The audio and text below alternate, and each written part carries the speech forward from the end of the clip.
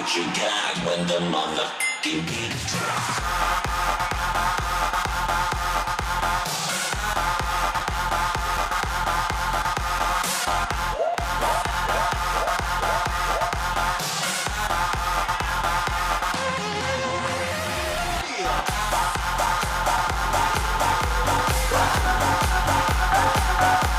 Don't find the fucking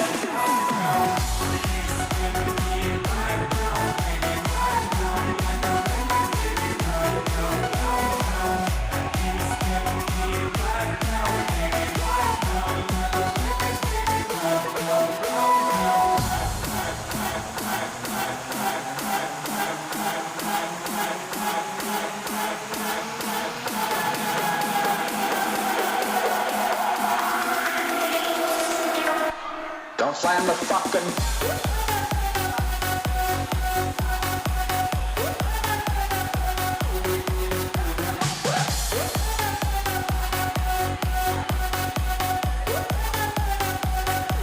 don't find the fucking find the fucking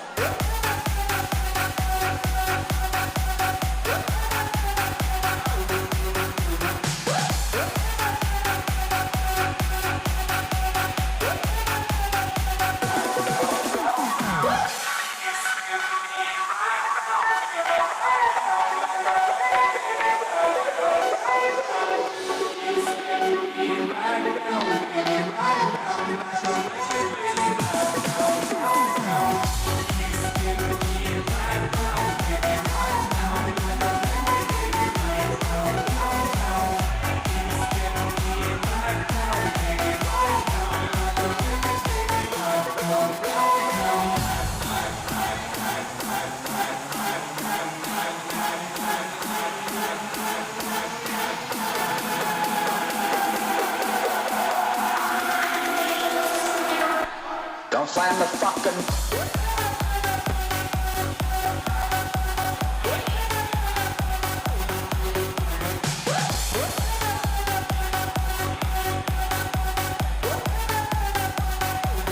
find the fucking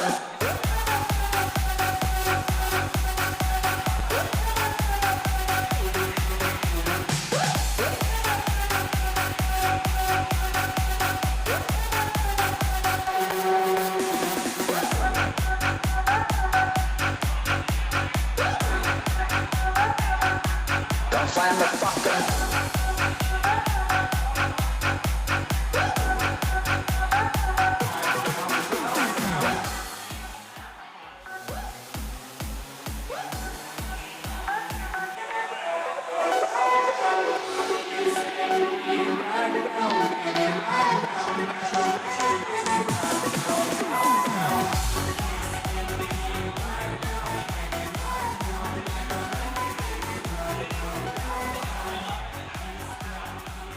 All right, ladies and gentlemen, welcome to Fight Club Championships action-packed night of boxing. you don't want to miss what is next. Let's kick things off with a dynamic LED drum show.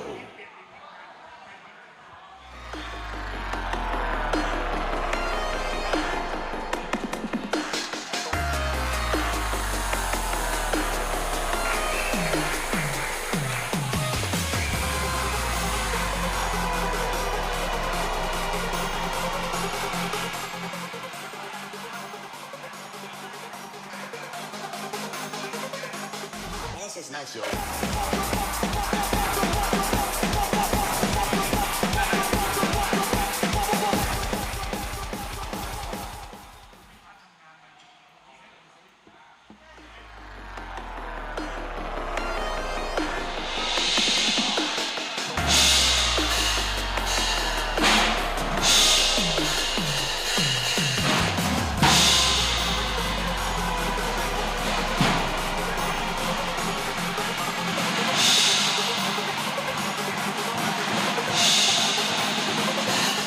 This is nice, yo.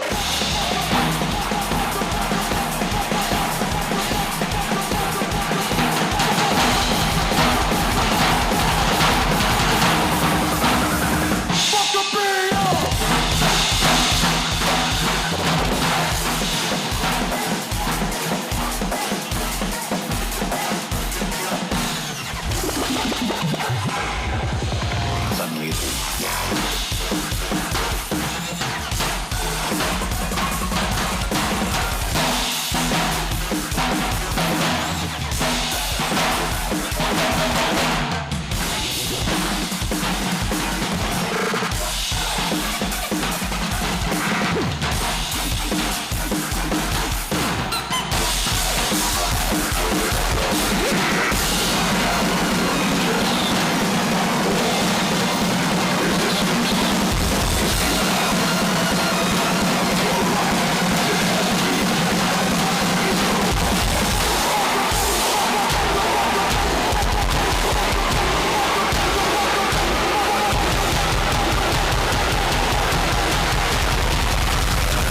radio contact with the outside.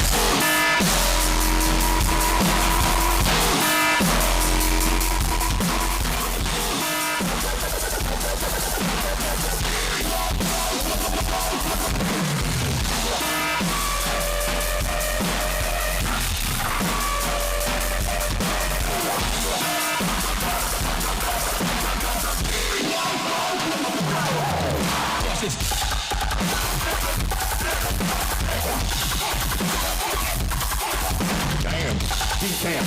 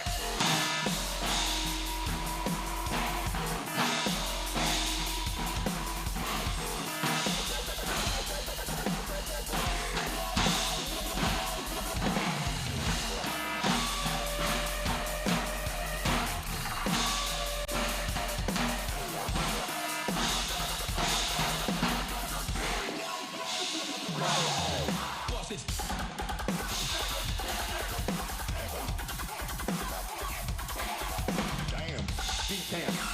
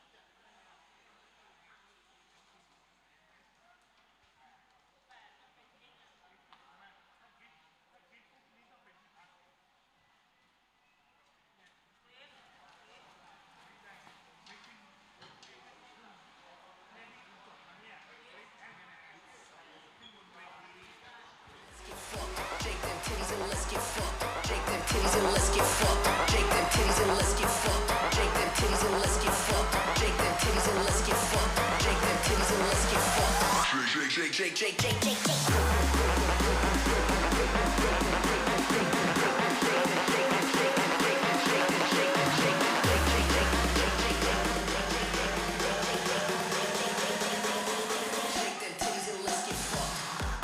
ladies and gentlemen, I hope you did enjoy that show which they just put on for you. A fantastic drum and dance act.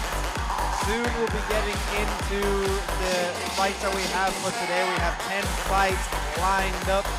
Don't go anywhere, but you have got a little bit of time to get yourself a coffee, maybe make yourself a cup of tea, get some snacks ready.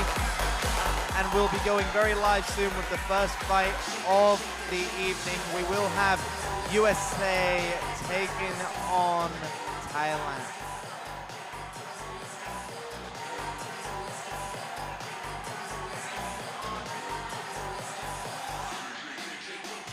So again, ladies and gentlemen, thank you for joining us this evening live on YouTube. But if you are in the Pattaya area, you can get yourself down here. You can just walk in, ask for a ticket, and start watching some great fights. We've got a fantastic DJ with us. We've got some good acts, some dancing, ringside girls, everything you need.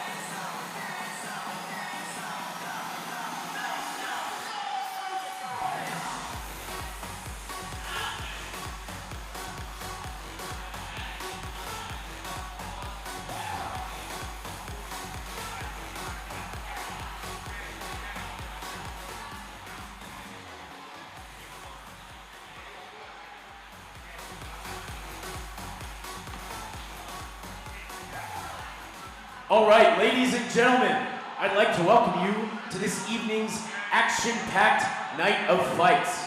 We have 10 bouts for your enjoyment with 4 titles on the line. Tonight's matchups are brought to you by FCC Promotions in collaboration with Highland International Promotions. I'd like to acknowledge the inspector, Mr. Tanat Saraban, matchmaker, Mr. Brico Santos, and Professional Boxing Association of Thailand and Asia Boxing Federation President, Mr. Naris Singh Wakcha, for sanctioning tonight's title bouts. This event is also being streamed live on YouTube at FCC Fight Club Championship. And now, ladies and gentlemen, without further ado, let's get things started. Are you ready? It's time for a fight!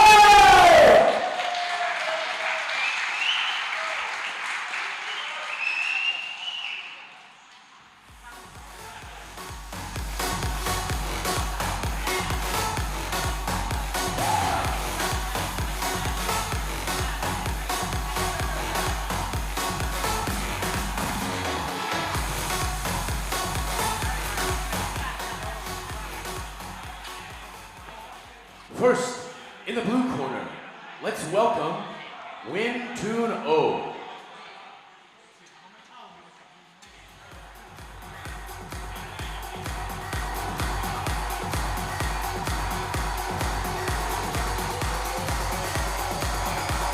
Okay, making his way to the ring for his professional boxing debut, we have Win Toon Oh fighting a 3-round fight at 76 kilograms.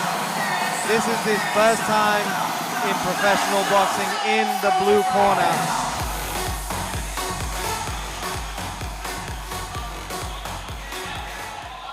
And in the red corner, Brad Levy Ayala Sanchez. And making his way to the ring all the way from the USA, Mr. Brad Levy Ayala Sanchez. This is also his boxing debut. We are in for a treat of 3 rounds at 76 kilograms weight limit. Again, this is their first ever professional boxing fight. Now, they have been training a lot, especially Win 2 He has been training quite a lot recently. He has been sparring also at the Box Thailand in Bangkok. This should be a very exciting fight. It's always very interesting to see how two people who have never actually been in the professional boxing realm and how they adapt to something like this. When you're in the ring inside your gym, it's very, very easy to have a lot of energy. But as soon as you step into a ring where there's lots of people watching, there's a live stream, there's lights, there's an MC, a lot of your energy gets sucked out of you. So it's going to be very, very interesting to see how Wintu and Brad Levy Ayala Sanchez will do in this situation. There is a little bit of delay, so we are just waiting for him to get to the ring. One more time, in the red corner, Wintu.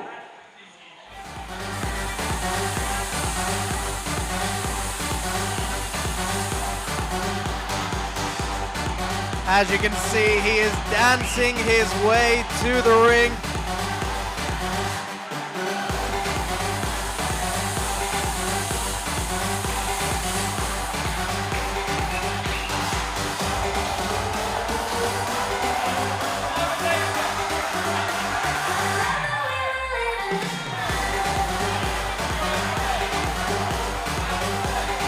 He nearly got in the ring, and now he is in there, getting ready, putting on a show for the audience.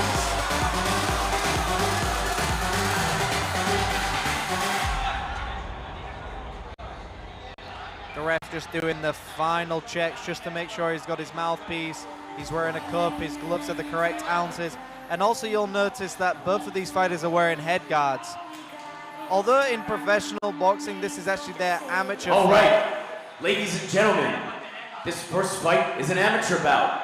3 rounds of action in the 76 kilogram weight division.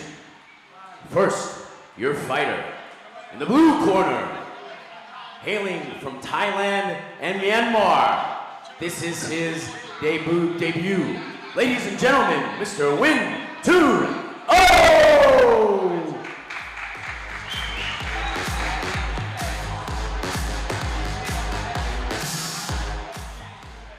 And in the red corner, hailing from the United States of America. This is this gentleman's debut as well. His name, Brad Levy Ayala Sanchez!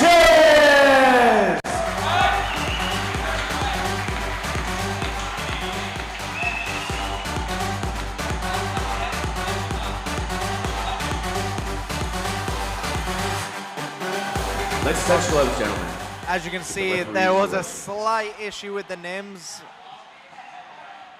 We have Brad Levy Ayala Sanchez representing the USA and Wintunu representing Thailand. Both fighters making their amateur boxing debut. Round number 1 underway. So Brad Levy Sanchez starting off with a very nice jab with a right hand and spinning his opponent and throwing some uppercuts down the middle as well. A nice jab from both opponents, but it looks like Brad Levy Ayala Sanchez is the more active fighter. He's got to be very careful here. It's very easy to burn out in the very first round because this is your first time in an arena like this. The fighters now just clinching. But some very nice body work by Brad Levy.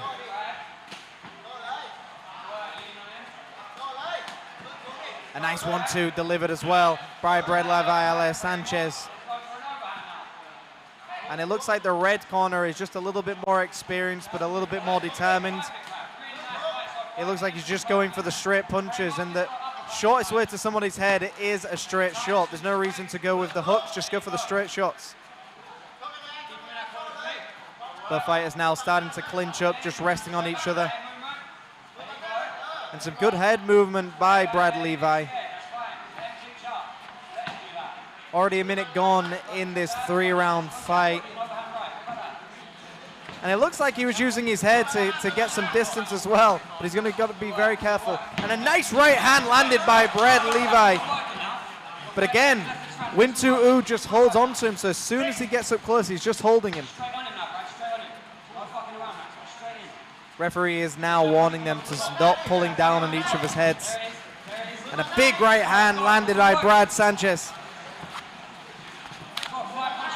And very typical in an amateur fight, both fighters are not very good at finding their range, so it's very common for them to clinch up very early on, get rid of those nerves. And that is the 10-second mark.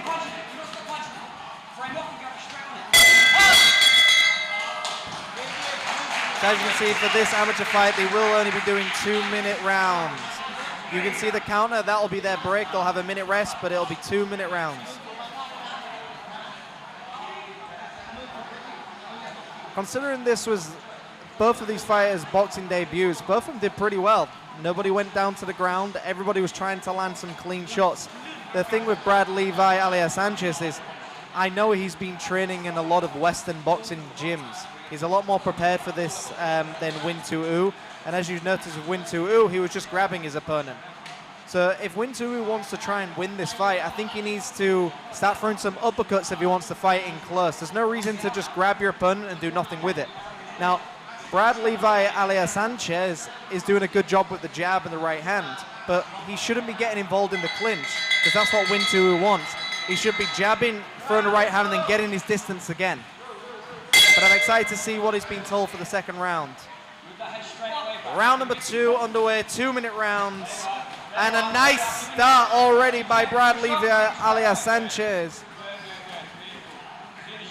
As you can see, Brad Levi alias Sanchez in the maroon shorts and Win 2 wearing the leopard gold green shorts.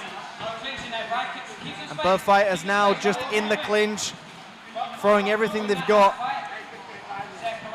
And a nice right hand landed by Win 2.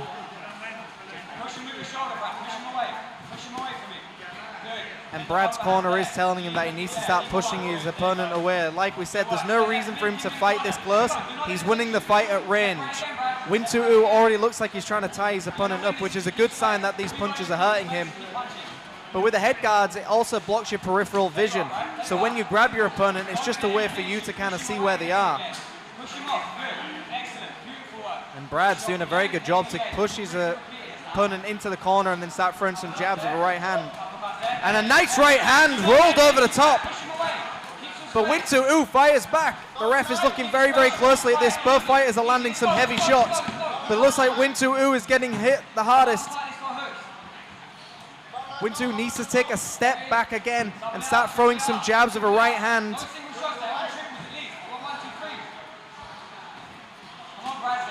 And a nice 1-2 landed again by Brad Levi.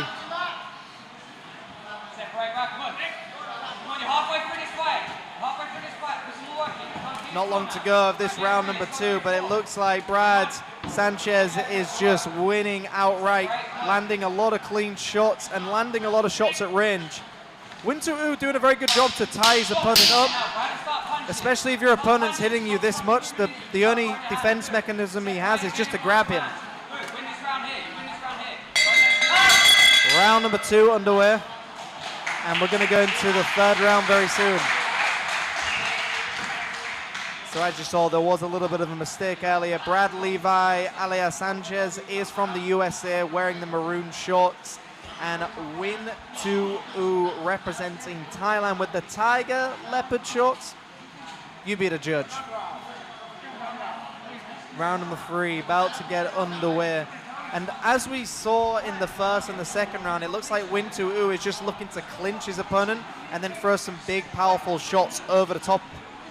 But it's not enough to win this fight. I think Brad Sanchez is doing exactly what he needs to do, which is throw some shots at range and then just take a rest.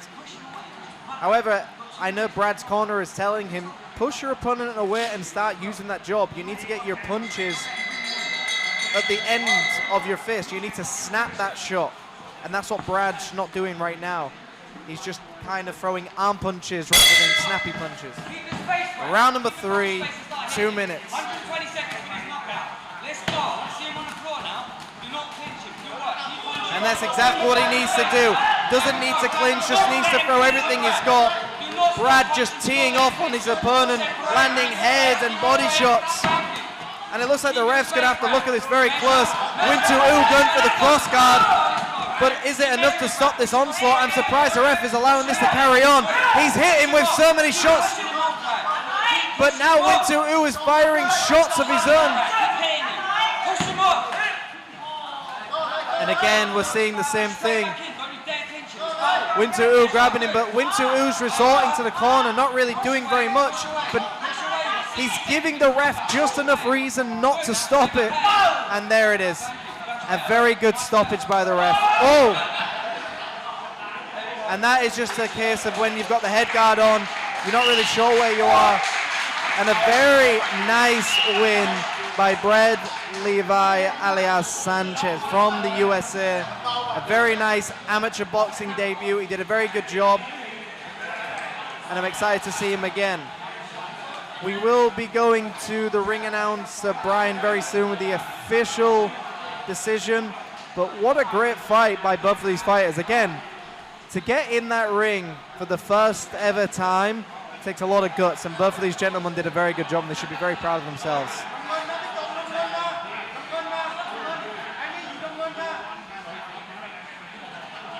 You either win or you learn, and I think both fighters have learned from this, but the winner is going to be Brad Levi alias Sanchez.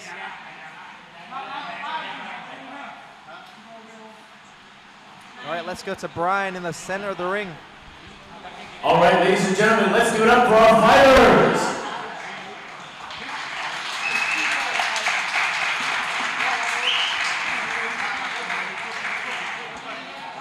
This fight was stopped at the 57-second mark in the 3rd round. Your winner by TKO in the blue corner, Brad Levi Ayala Sanchez.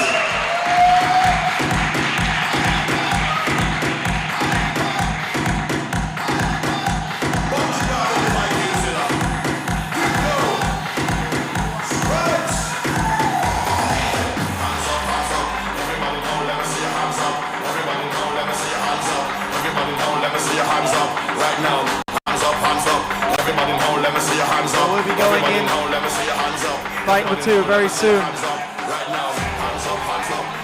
All right, now for the second bout of the evening, let's get this pro card started. In the blue corner, Nadawu Samang.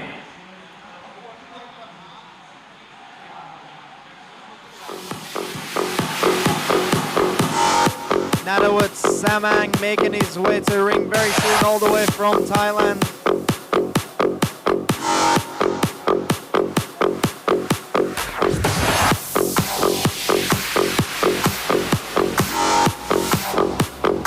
One more time, let's hear it for the fighter in the blue corner, Nadawut Samang.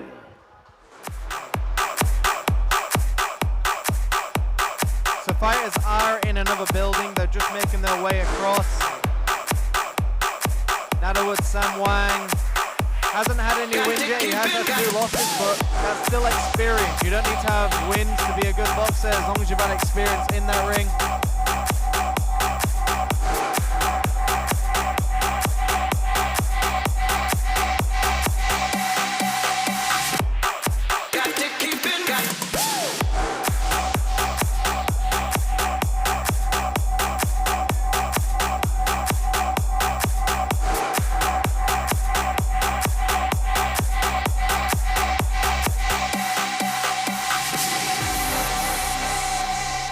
And the fighter in the red corner, Jirakit Jurura Tanachai. And making their way to the ring, Jirakit Jarua Tanachai making their boxing debut. Sporting the twin shorts, looking ready as ever, very confident at the weigh-in. This is a a 4-round fight at the 50 kg weight limit.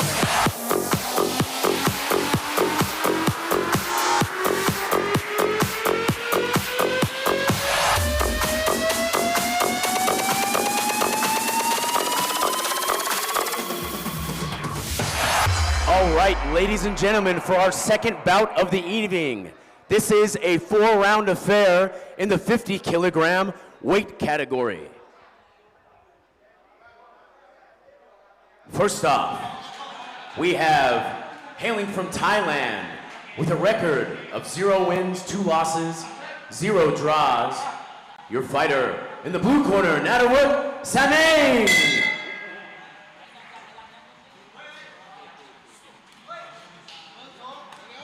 And the second fight is off to a very fast start. And Natawut is just charging in with his hands down, but Jirikit has landed some nice smooth jabs already.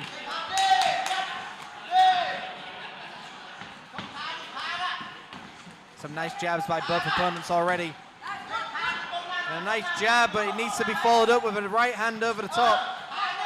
Both fighters fighting at range. In comparison to the last fight, you'll see that both these fighters are actually fighting at range. They're using the jab, trying to find where their opponent is to set up a big, powerful shot.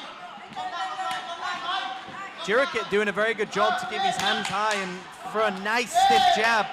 But Natawut, although he started off quite stiff, he's still in this fight. Both fighters just need to calm down, take a breath, use their jab to find their powerful shot. But as you can see with Natawut Samang, he's had 2 losses, but you can see he's had the experience inside the ring. He's timing his shots quite well. And it looks like Jirikit is now backing his opponent up.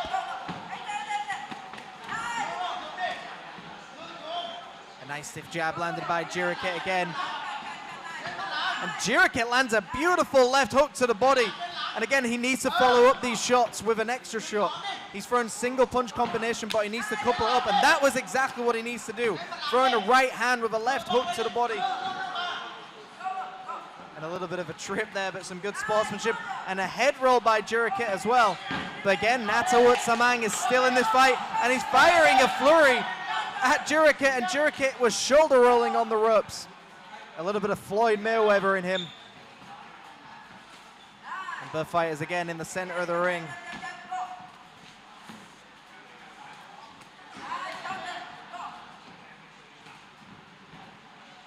This is a 3-minute round, so please ignore that 2-minute counter. And Natawut doing a very good job, just kind of evading a lot of the power shots by Jirikit. And some nice head movement by Jirikit, swaying under these punches and firing an onslaught of his own as well. Both fighters are trying to take each other out in this first round. I really like that Natawut Samang is just constantly dancing around, proving his boxing fitness. But Jirikit has just stayed on the front foot, trying to hunt his opponent down with a jab and a right hand. And a nice left hand upside the head of Natawut. But again, Natawut just eats the shot. 10 seconds to go of round number 1. Natawut now backing his opponent up, but a very nice round by both fighters. And that is a very difficult round to judge for the judges, because both fighters probably landed even shots, but who landed the cleaner, crisper shots? Now, if the judge is looking at it in terms of activity, he might actually give that round to Natawut, but for the person who landed the crisper shots and had the nice head movement, I would have given it to Jirikit. So a very close round for both of these fighters, and Jirikit, considering he's making his boxing debut, did a very, very good job. Natawut Samang hasn't had any wins, had 2 losses, but he's got some boxing experience. As you can see, he knows how to move around, he knows how to dance around in that ring. A very nice round for both of these fighters. Now, if I was Jirikit, I would start putting combinations together. That jab is already finding its home. He's already found the head of Natawut, but he's not throwing anything else with it.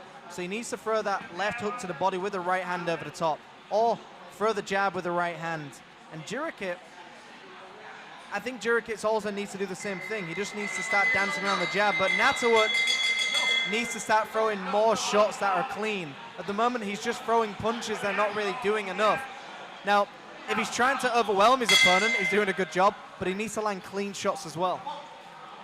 Round number 2 underway. We have Jirikit Jaratanchai from Thailand making his boxing debut, taking on Natawut Samang, who has had 2 fights in professional boxing already. And again, another very, very fast start. And it looks like Natawut doesn't want to take a back foot again. He just wants to throw everything he's got and try and overwhelm Jirikit. And that usually works against someone who's a new boxer, because it takes a little bit of adjustment to get used to getting people throwing punches at you. But both fighters are still in this. A nice 1-2 landed by Natawut as well. But again, he's not sitting down on his punches. He's almost just throwing shots because he knows he needs to. But he needs to actually be more calculated with his shots, because he's doing a very good job to overwhelm his opponent, but I don't think the punches are affecting Jirikit at all.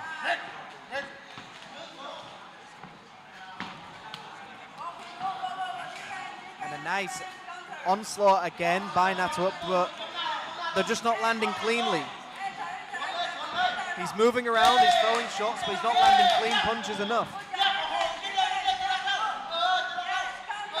Jirikit doing a very good job to roll with the punches, and what that means is even when you get hit with a shot, if you roll with it, it takes the sting out of it, so it doesn't hurt as much, it doesn't damage you.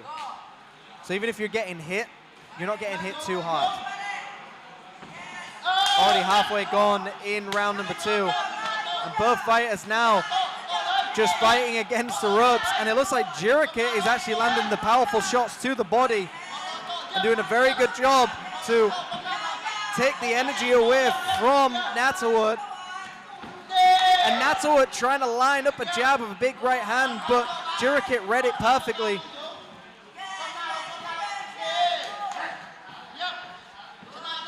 The ref just breaking them.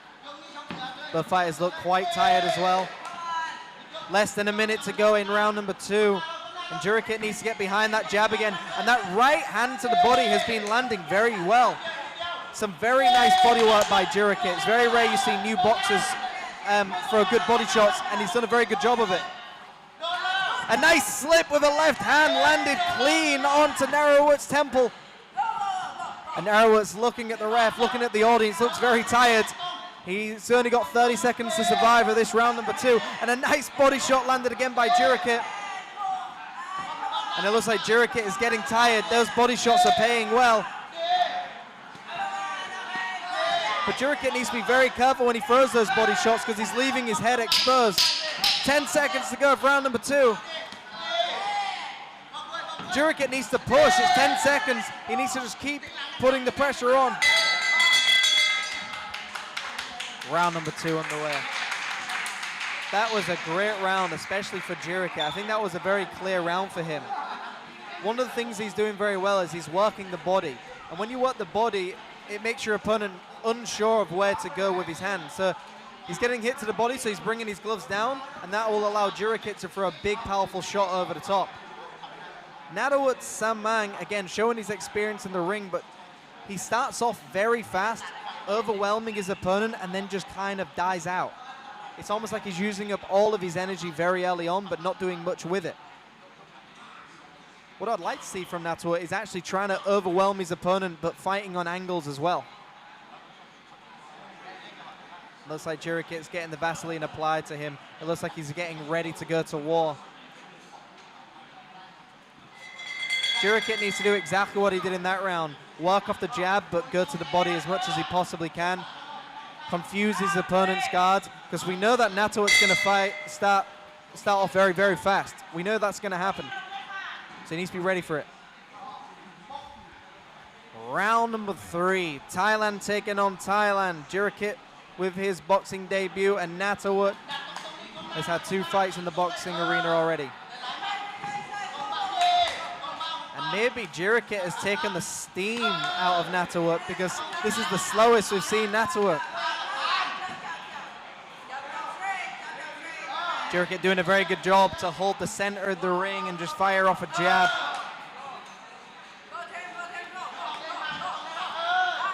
Jirikit just needs to keep pumping that jab. Even if he's not landing with the jab, he just needs to keep throwing it, keep trying to find his range, but also keeping his opponent tensed up and getting rid of his rhythm. Every time you throw a jab, your opponent has to react to it. A nice left hook landed by Jirikit. And Nato leaving his chin very exposed. All it's going to take is Jirikit to roll with a short and then throw a big left hook upstairs, and there it is. It nearly lands. Jirikit read that shot very well. But Jirikit needs to go down to the body with that instead. Start landing the body shots. The body is always available. And there it is again, a nice left hook to the temple. I'm not sure how many more Nato can take of this. And it looks like Nato is getting very tired. I mean, he's thrown hundreds of punches and he's been hit to the body several times. His gas tank is wearing thin, and I think Jirikit knows this, and that's why he's putting the pressure on. Jirikit needs to keep pressing if he wants to try and stop this fight. And some nice body shots. Jirikit is doing a very good job, and Nato needs to defend himself. And here he comes back, Nato. There is no quitting him. He's doing a very good job of staying in there, but Jirikit needs to box smart and just stay disciplined. A good left hook again. And a right hook lands. Some nice head movement by Jirikit, walking towards his opponent, walking him down, not at all scared of Nato's power.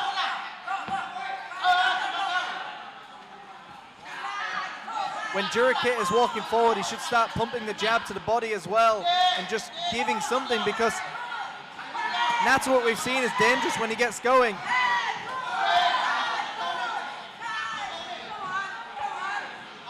Some nice combinations landed by Jirikit. He's now got his opponent on the corner. He's landed 3 big right hands to the chin of Nato. Nato is still in, the ref breaking him.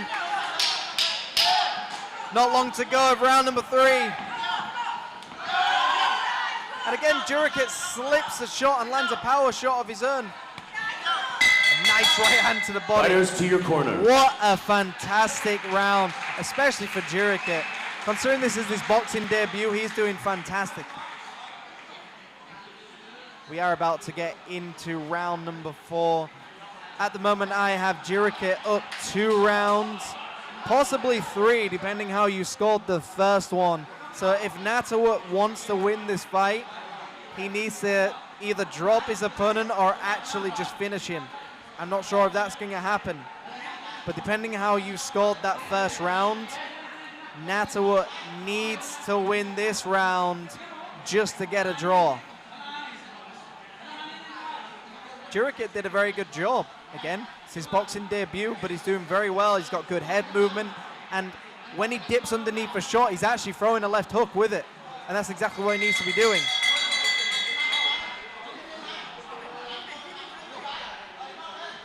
All right, seconds out. That is the biggest L we've ever seen. Round 4. Round number 4 coming up. 4th and final round. Let's see what they've been told in their corner, and Jirikit starting off with a very stiff jab. Who wants it more? That's all it comes down to. And some nice right hands landed by Jirikit. And here we see Nato, he's got his second wind. He's throwing flurries after flurries, trying to blitz his opponent, but I think Jirikit isn't scared of the power at all. Dips underneath and throws a left hook. Some beautiful head movement by Jirikit, considering this is his first fight.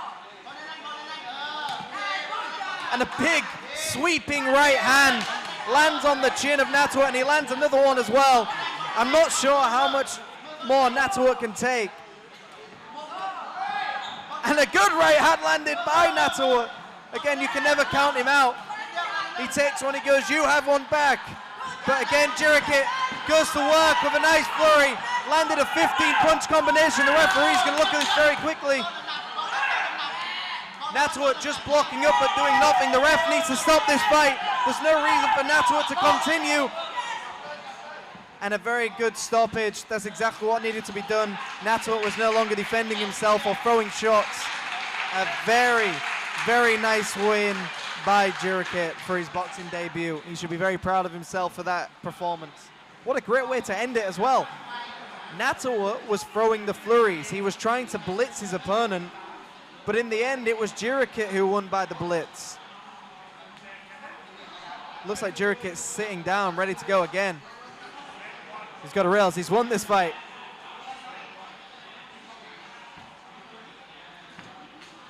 All right, let's go to the official announcement with Brian in the center of the ring. And ladies and gentlemen, we have about finished by TKO in the 4th round at the 1 minute, 13-second mark for your winner in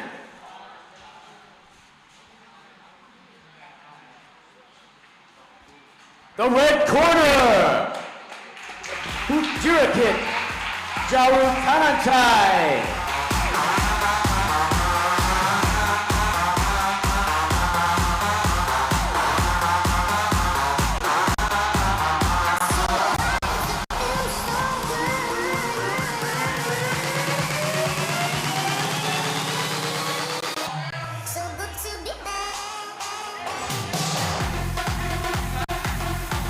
What a great fight we have just seen.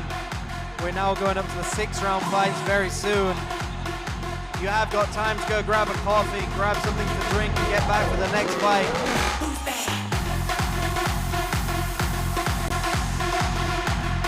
A lot of boxers making their boxing debut, and this is also the debut of this arena or into there. What a fantastic venue, the FCC Club.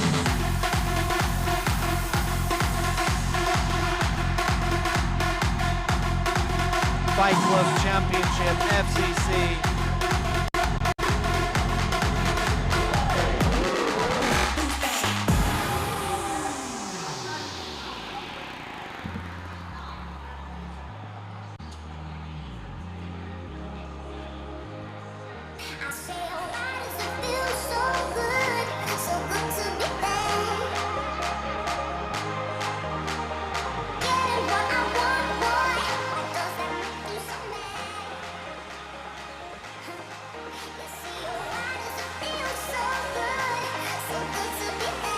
All right, ladies and gentlemen, and for the 3rd bout of the evening, we have a match here to be contested at 75 kilograms, 6 rounds of action. With a record of 5 wins, 1 loss, 0 draws, hailing from Thailand, in the blue corner, Suradet Singh Manasak Jim.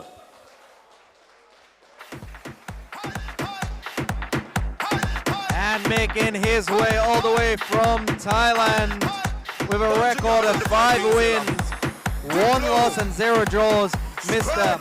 Suradet Singh Manasak Jim. Very famous gym that he's representing. A lot of good boxers outside of that gym. This should be a very good fight. We have got 6 rounds ahead of us at the 75 kilogram weight limit. Mr. Suradet Singh Manasak Jim in Thailand.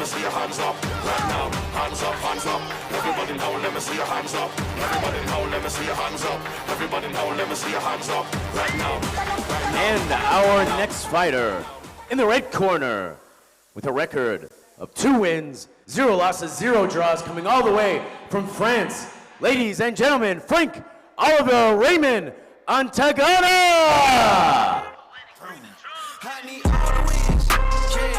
And your refereeing this bout, Chris Sanyadek. Frank Oliver Raymond Atangana making his way to the ring all the way from France with a perfect record of 2 wins, 0 losses and 0 draws.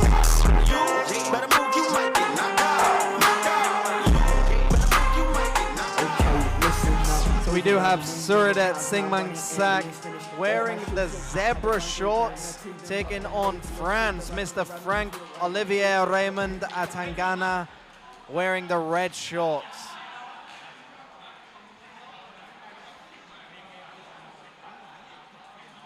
Nice to see Frank, Olivier, Raymond, and Tagana also representing FCC on his shorts. Round one. All right, round number 1 underway. Thank you everyone for joining us for this 6-round fight at the 75-kilogram weight limit. And a nice fast start by Suradet. We've got a classic orthodox against the southpaw. Thailand taking on France. Suradet starting off with a nice jab, some nice level changing, and he's also very much out of range as well. And a big bright overhand, just missing the target just by a touch, and Frank staying very calm, but he's the big, tall opponent as well. Needs to use his range, use his jab, and also he's a southpaw, so you'll see both fighters fighting for the lead leg as well. If they can get their lead leg out, they can land a powerful shot down the middle. Frank looks very calm, but Suradet is also going in very crazy with some big, heavy shots landing to the body. And a nice stiff jab landed to the body by Frank. Frank finding his range, backing his opponent up against the ropes. Looked like he's trying to set up that big left hand. Touching him to the body.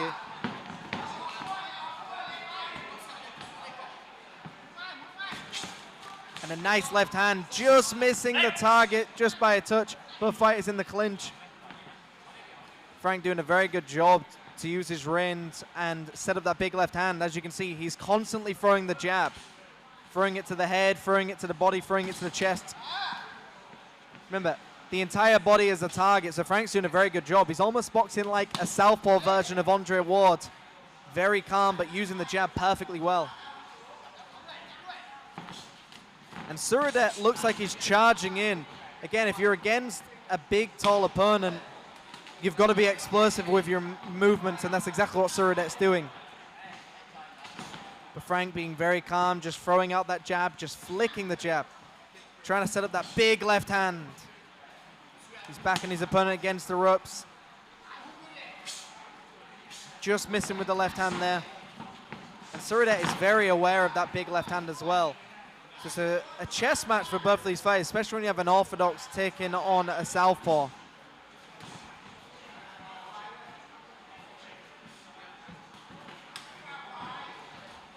And some nice punches landed by Suradet, but Frank doing a very good job to just diffuse the situation and grab his opponent. Frank is the taller fighter, probably the stronger fighter as well. There's no reason for him to fight in close. A nice stiff jab lands through the middle. 10 seconds to go of round number 1.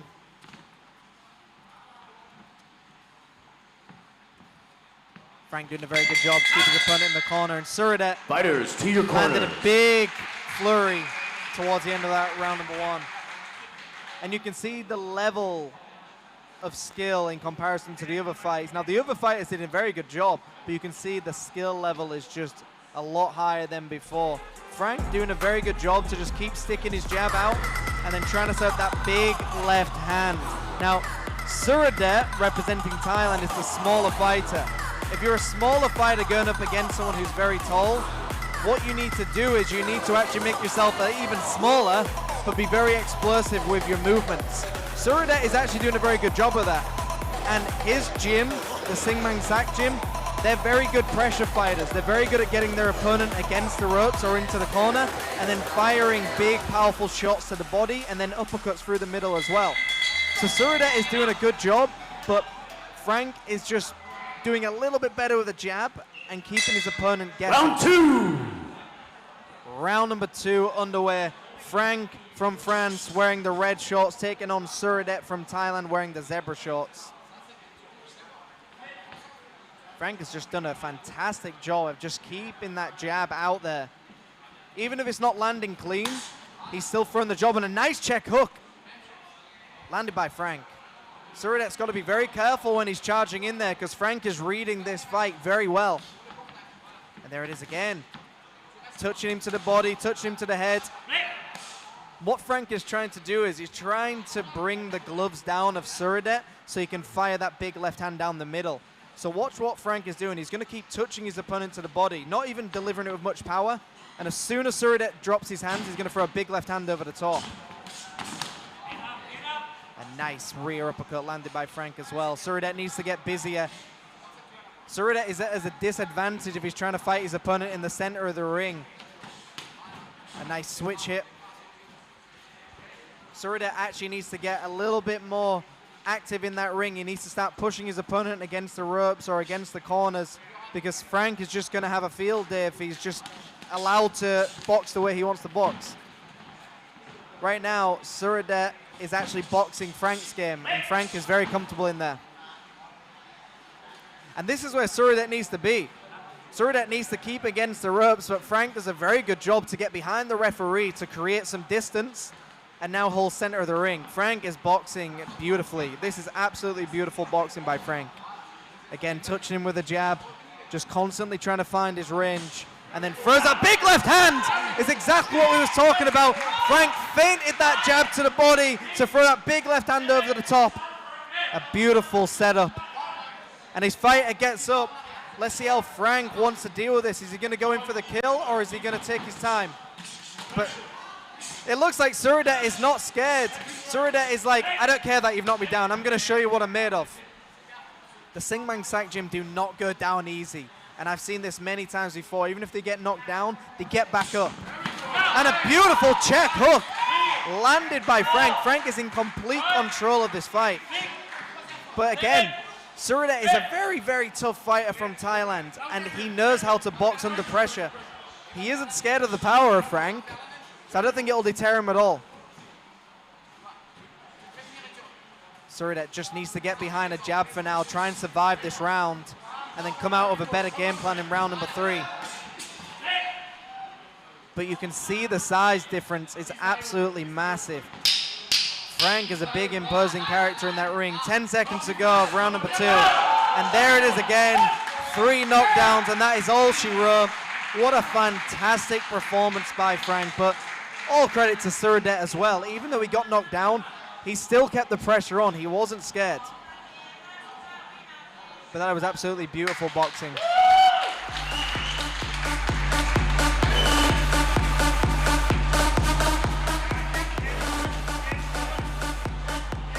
We will be going to the official announcement with Brian in the center of the ring. But first, the doctor have just got to make sure that Surudet is okay. And ladies and gentlemen, your winner by TKO in the second round, the 55-second mark, from the red corner, Frank Oliver Raymond Atanga!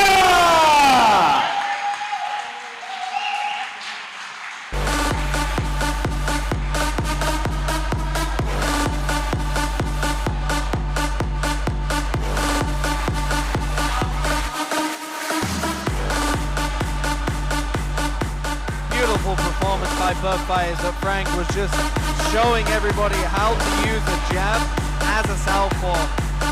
But Surudet is off his stool. He has recovered and he will fight another day. Let's go to Brian in the center of the ring to announce the next fight.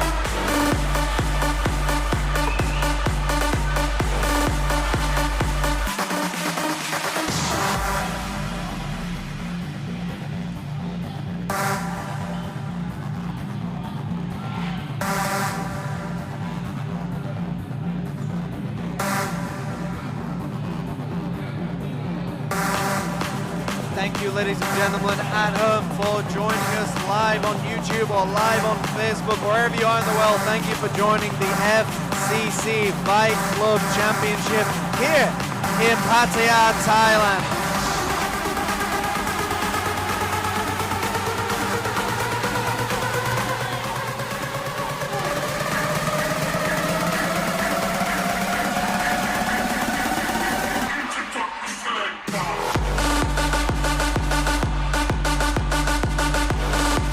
All right, ladies and gentlemen, and now for our 4th bout of the evening. This is a 6-round affair in the 65-kilogram weight division. In the blue corner, hailing from Thailand with a record of 1 win, 2 losses, 0 draws. Ladies and gentlemen, Natev Sidhu! Making his way to the ring, Natab Sidhu representing Thailand with 1 win, 2 losses and 0 draws, wearing the red trunks with the white trim. This is a 65 kilogram fight, 6 rounds of action in store for everybody watching at home. We will be announcing the next fighter very, very soon.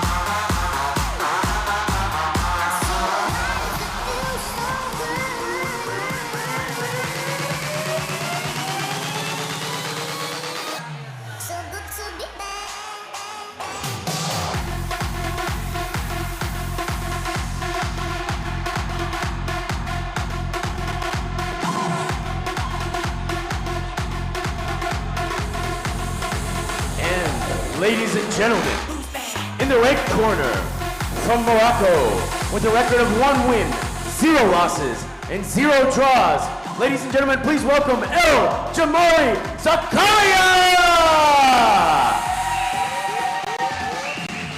And your referee overseeing the action, Pipat Srisanan.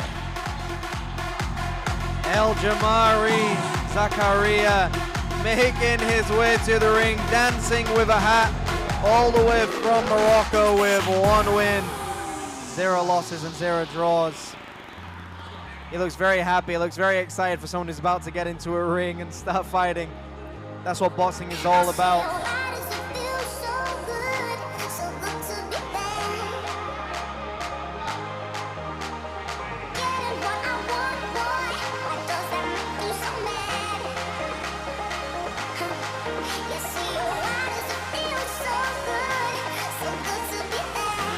Staying warm, this is a very long introduction, very similar to Naseem Hamed. Naseem Hamed does hold the record for a 15-minute entrance where he dances his way to the ring.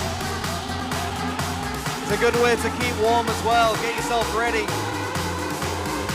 That is probably the best hat I've ever seen in boxing. I assume he's not going to be wearing it for the fight, but you never know. Ladies and gentlemen, our next fighter coming in the red corner, El Jamari Zakaria!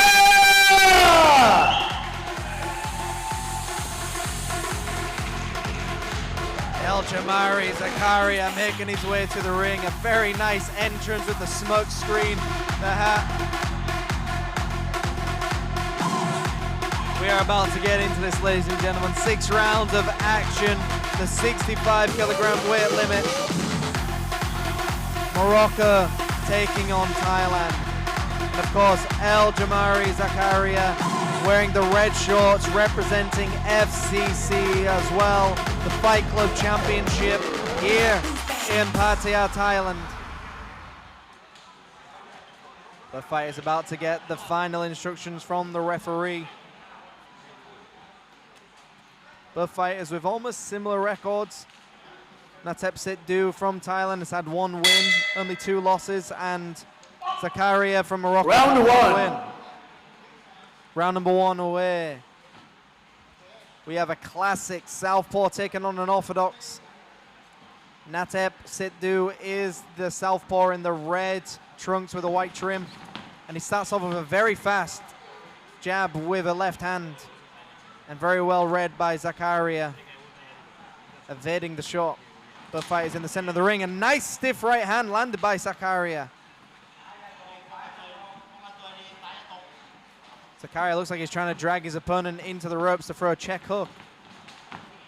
Both fighters very calm, and then there it is, a big right hand.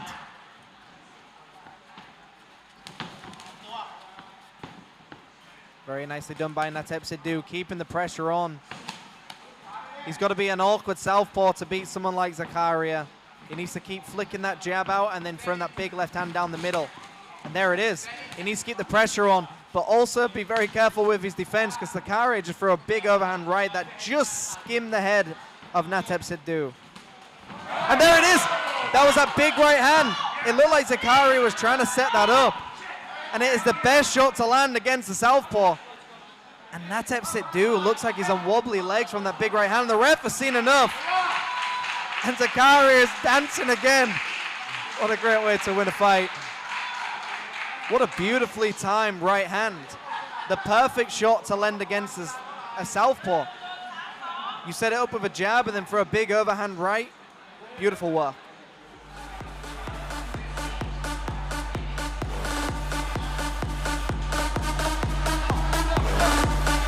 So in the last fight, we did see the southpaw dominate the orthodox, but in this one we saw an orthodox throw a beautiful overhand right to Natevicidu's chin, and it just took him down.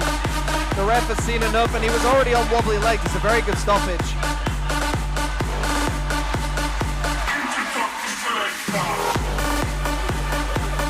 And, ladies and gentlemen, by TKO in the first round at the 1 minute 32 second mark, your winner in the red corner, Eldamari Zakaria!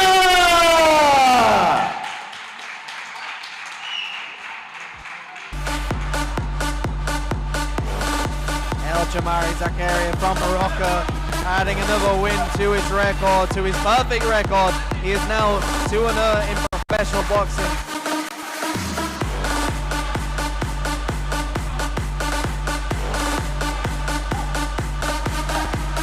Great display of sportsmanship. Both fighters hugging it out in the center of the ring. That's what boxing is all about. It's all about respect.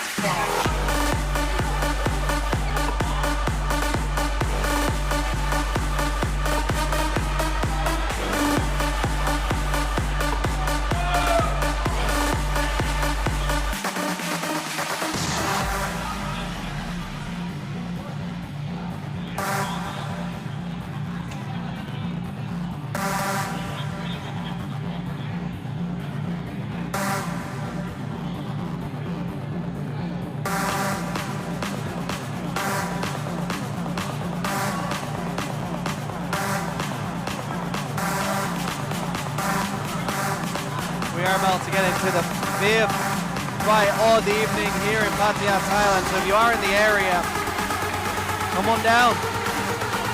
Just buy a ticket at the front door, or if you want to stay in this weekend and in the comfort of your home or a hotel room, you can watch it there on YouTube or Facebook.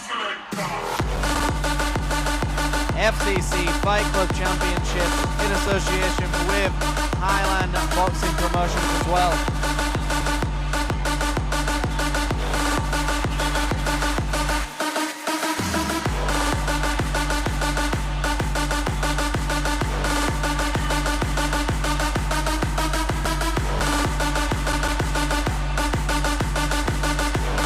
We've been very lucky this evening already to see an orthodox against a southpaw and a southpaw against an orthodox.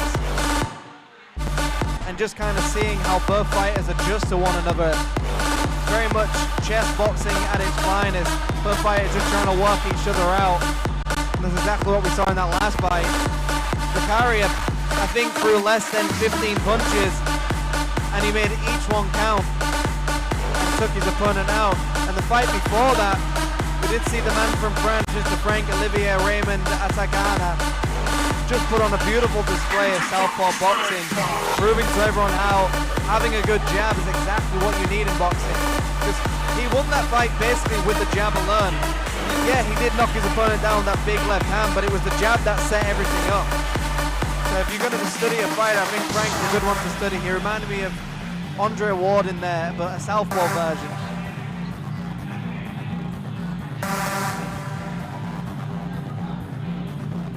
All right, ladies and gentlemen, and for our fifth bout of the evening, this is a 6-round affair contested at the 63 kilogram weight division. Hailing from Thailand with a record of 2 wins, 5 losses, and 0 draws, ladies and gentlemen, in the blue corner, Unicorn Singh Manasak Jim! And as you can see, the tail of the tip here, Mr. Natakon Singh Mansak Jim. And as you probably see, his name isn't Jim, I'm Jim, but his name is basically named after the gym that he trains at. And we've already seen a fighter from that gym. They're usually up-close fighters who like to get in and do some body work, throw uppercuts down the middle. He has got 2 wins, 5 losses, and his opponent, hailing from Kenya with a record of 10 wins, 6 losses, and 1 draw. Ladies and gentlemen, In the red corner, Nicholas Muay!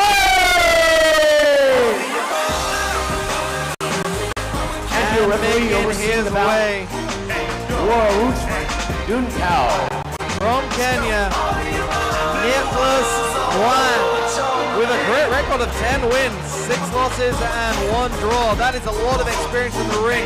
17 fights in the professional boxing realm. Sporting the Fcc logo on his sports, the Fight Club Championship here in Pattaya, Thailand. Nicholas Muay looks very confident walking in there with the flag over his shoulders.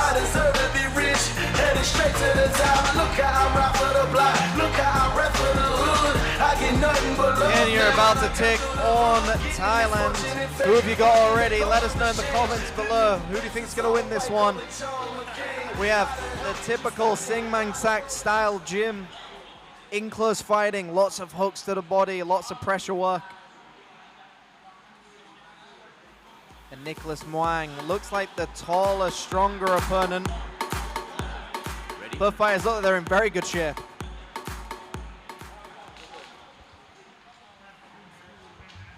Referee giving their final instructions. Round 1!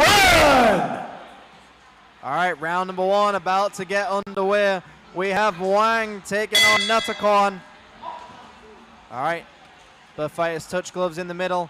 And again, we've got another southpaw against an orthodox fight. Nicholas Muay with the red and black shorts with the blue shoes, taking on Nutakon Singmang Sak Gym with the golden shorts with the white trim and the red shoes. Both fighters in the center of the ring. And Nicholas Muay looked like he's throwing a nice jab, but trying to set up a big right hand as well. And there it is, a nice right hand to the body. Both fighters just touching each other with a jab. We call this pawing. Think of a cat, every time a cat throws out its jab, it's called pawing. And it's trying to find the range of your opponent without exerting too much energy, and that's exactly what both fighters are doing. They're not trying to lose it in the first 30 seconds of the fight. They're just trying to feel each other out, get some reads on one another, and a nice feint done by Nicholas Muay. So Nicholas Muay doing a very good job of just moving around, and Nutakon doesn't look fazed by it, but throws some nice shots. Nutakon's got to be careful though. He's got his hands very low, and if Nicholas Muay reads this correctly, he might just set it up with a big right hand, and there it is. Both fighters look very evenly matched at the moment, but it looks like Nicholas Muay looks a little bit more determined. And a nice 1-2 landed by Nicholas Muay from Kenya. Just throwing that jab out there, just trying to find his range. And as you notice, he's not throwing a very strong jab, he's just trying to find where his opponent is.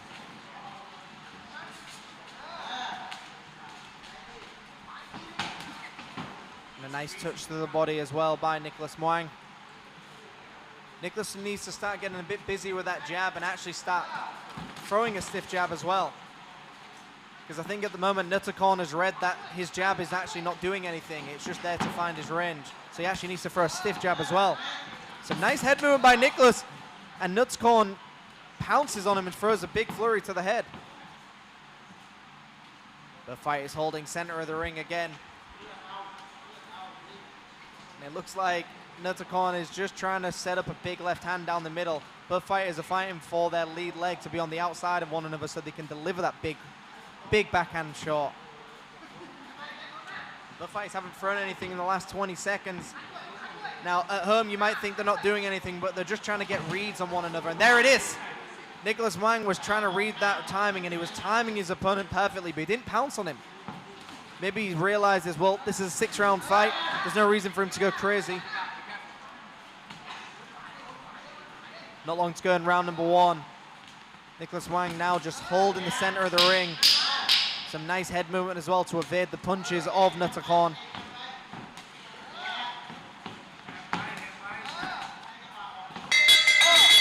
Fighters to your corners. And that is round number 1 underway. A very nice round, a very evenly matched round. I think Nicholas Muay landed the cleaner, stiff shots, which I think favors a lot more for the judges. I mean, Nicholas Muay had some moments where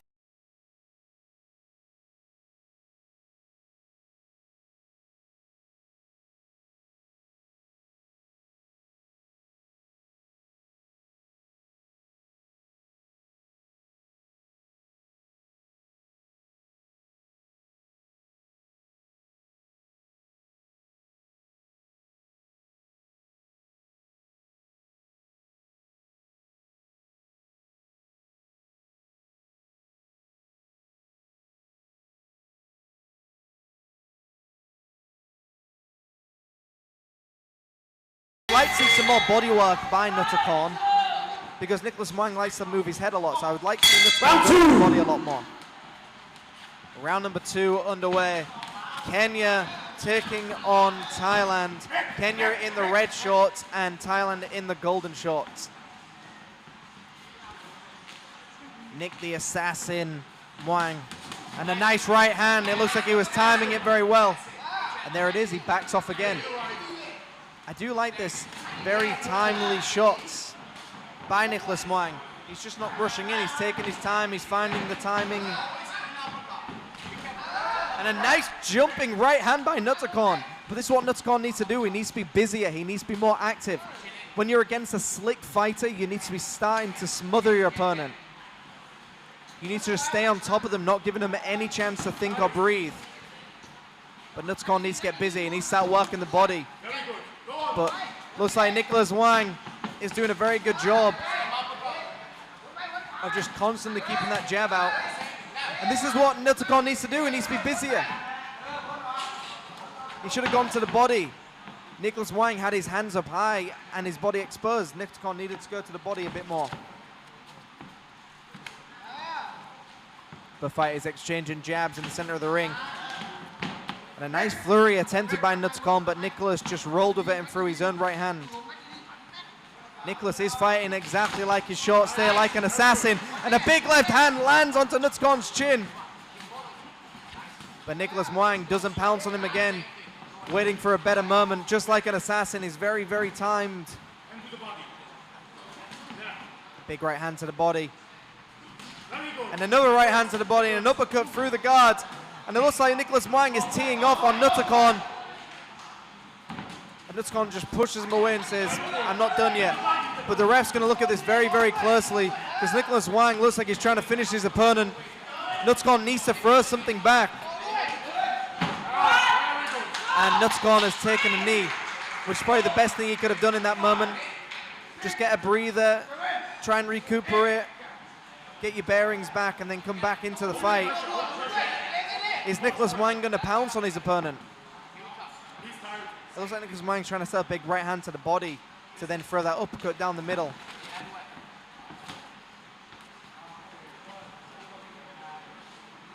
The fight is in the center of the ring, just trying to find their range. And that was a beautiful left hand landed by Nuttercorn. And Nicholas read it and said, yep, you got me on that one. But this is where Nicholas Wang comes alive.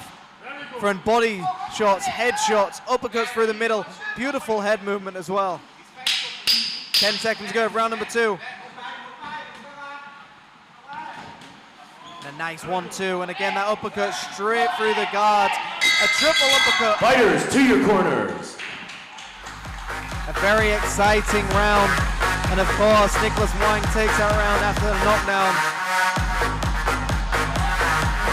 Nicholas Wang doesn't even want to sit down in his corner. I think he's got his momentum, I think he's got his energy, and I think he wants to really pounce in this third round and try and finish things. Nuttercorn, if he wants to win this fight, he needs to get busier. He needs to start throwing jabs to the body, jabs to the head, but also throwing more flurries. He needs to get busier in there. Nicholas Wang is fighting a very good fight. He's doing exactly what he needs to do. I think Nicholas Wang actually needs to believe in himself a little bit more and just pounce on his opponent in more situations because he's got the power, he's got the head movement, and those uppercuts are landing very well. I think Nicholas Wang has just got to go for it. Corners out.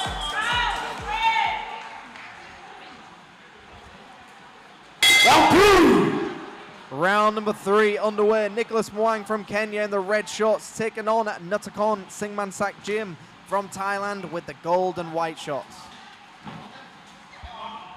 And again, Wang just backs his opponent into a corner using great footwork and a nice jab. Nuttercorn needs to get busier, as we mentioned. Otherwise, Nicholas Wang is just going to pounce on it. Nice jab landed again by Nicholas Wang. And there it is. He needs to start doubling that jab. Start backing his opponent up to set up that big right hand. And you notice Nicholas Wang got a read on his opponent there. He feinted the right hand and he got exactly the information he wanted. He wanted to see if his opponent would bring his hands down, and he did.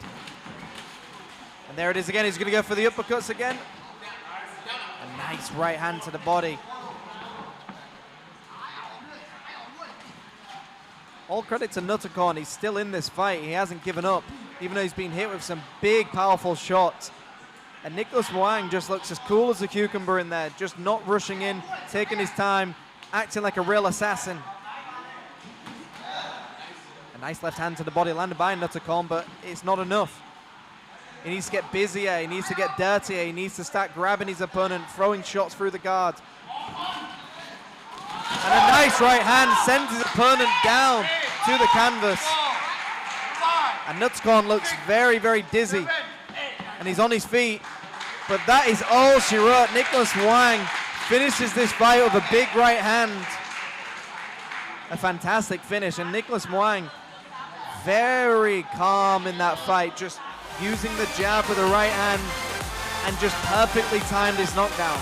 A beautiful finish.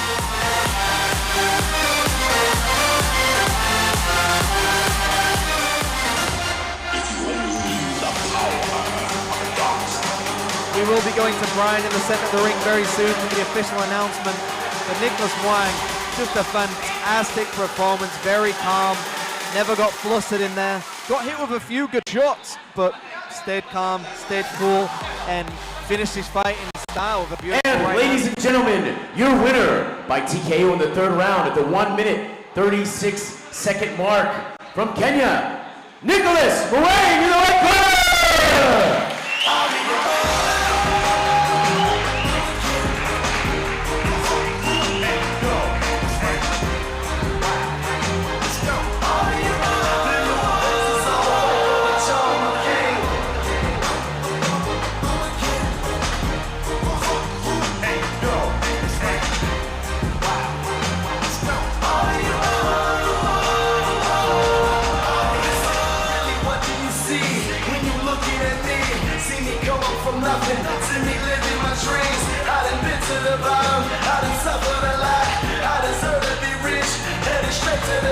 Look how I rap for the block, look how I rap for the hood. I get nothing but love now when I come to the hood. Getting this fortune and fame, money in the golden exchange. The new best is all white, call it John McCain. We are going to our sixth fight of the evening. Highland Gym taking on the Singman Sak Gym. See the look in my eyes, you take all of this from me, and I'm still gonna survive. Highland taking on Highland With these rappers gonna lie. in a female bout, atomweight. All right, ladies and gentlemen, and now for the sixth bout of the evening, the last fight before our 4 title matches. In the blue corner, hailing from Thailand with a record of 3 wins, 2 losses, 0 draws. Ladies and gentlemen, please welcome Nangfa Singh Manasak Jim!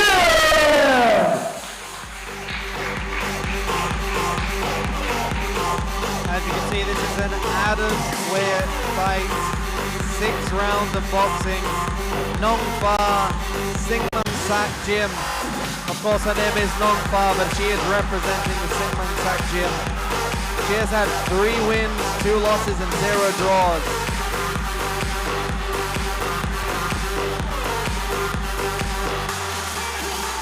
Representing Thailand with the maroon shorts and the black sneakers.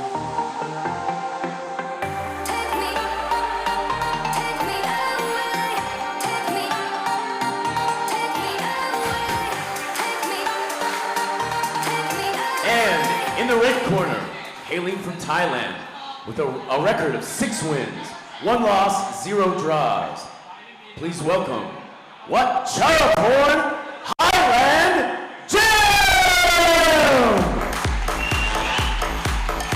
And making And her your way referee to the overseeing wing, the action, Wat Chris Charaporn Sanyade. Highland Gym with 6 wins and only a 1 loss and 0 draws. Wearing the red shorts with the white trim.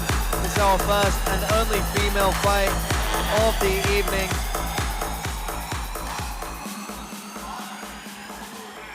Six rounds of action at the atom weight category. Highland Gym taking on Singman Sak Gym. Wat Charapon taking on Nongfa. So Nongfa is wearing the maroon shorts. Round one. Wat Charapon is wearing the red shorts with the white trim. And Nongfa doing a very good job early on, but it looks like Wat Charapon is biting down on a gum shield and just throwing a big flurry already. Landing a 1-2-1 combination already. That is a jab with the right hand and another jab. And Wat Charapon already showing what combination he's going to throw next. A very fast start for both of these fighters. Nongfa doing a very good job not to get too flustered, but she needs to keep her hands high because Wat Charapon has got very fast hands. Both fighters in the center of the ring, trying to find their range. Both look very calm. And Wat Charapon doing a very good job of just level changing, trying to get some reads on her opponent. I think both fighters need to start throwing a jab out, or at least feinting a jab as well. Because both fighters are outside of their range right now. And that's the very good job by Wat Charapon. And a big left hand, and a right hand just misses the chin of Nongfa.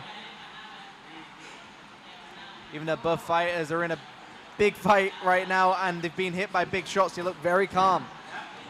Just dancing in the middle of the ring, trying to get a read on their opponent. And again, Wat Charapon fires a big combination. And she's got to be very careful because the ref might stop this. Nongfa needs to keep her hands up and not take any more damage, or at least take a knee. And a standing count for Nongfa. A very good job by Wat Charapon Highland Gym. Just throwing a huge flurry. And it looks like the ref has seen enough. I mean, Wat Charapon, I think, wanted that victory a lot more. And you could see it. Landing some very big, powerful shots and landed some huge flurries as well. What a great victory for Wat Charapon Highland Gym. But all credit to Nongfa as well. Nongfa did a very good job to get in that ring against a very powerful and very fast opponent. But Nongfa just wasn't defending herself correctly, and the ref had seen enough. It was a very good stoppage as well. Buddy, you're a boy, make a big noise, playing in the street, gonna be a big man someday. You got mud on your face, you big disgrace, kicking your can all over the place, singing, we will rock you. We will rock you. All right, ladies and gentlemen, and with the TKO win at the 1 minute 4 second mark, we have in the red corner your winner, Wat Charapon Highland Gym!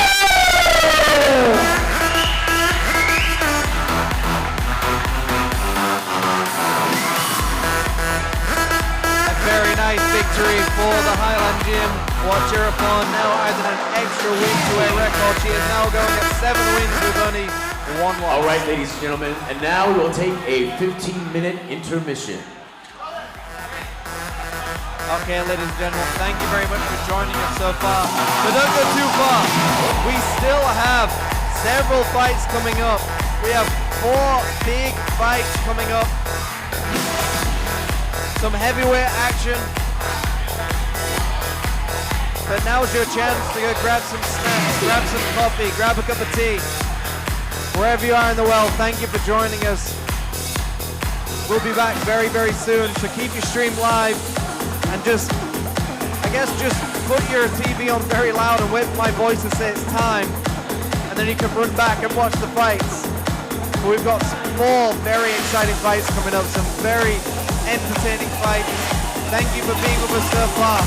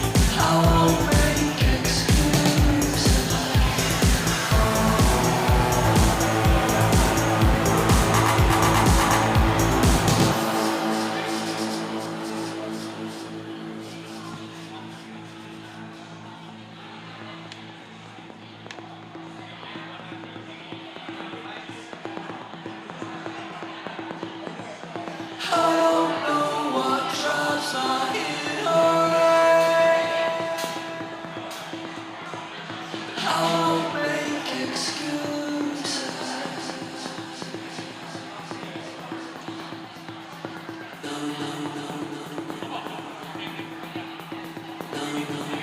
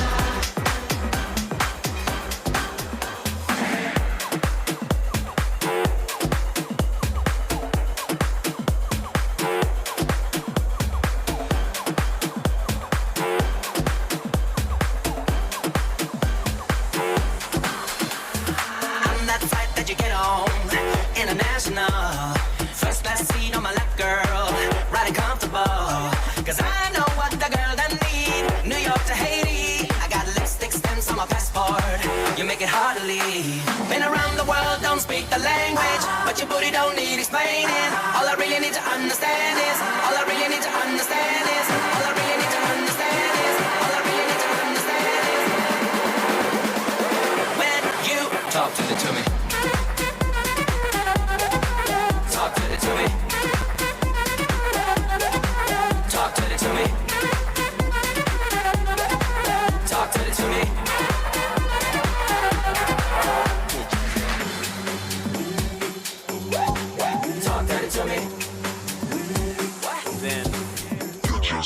You know the words in the song, no other English. Our conversations ain't long, but you know what it is. 'Cause I know what the girl them need. New York to Haiti, I got lipstick stamps on my passport. You make it hard to leave. Been around the world, don't speak the language, but your booty don't need explaining. All I really need to understand is when you talk to me. Talk to me. Talk to me. Talk to me.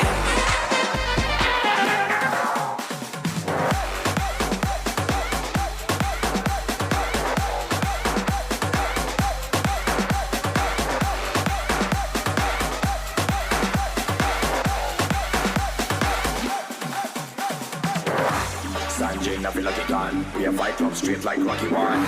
Which sound that the lucky one? But man, a cartoon like Pokemon. Sanjay, I feel like a gun. We have fight club straight like Rocky One. Which sound that the lucky one?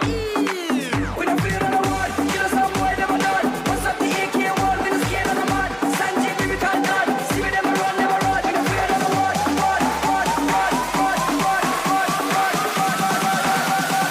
See we never run, never run. We don't feel on the word.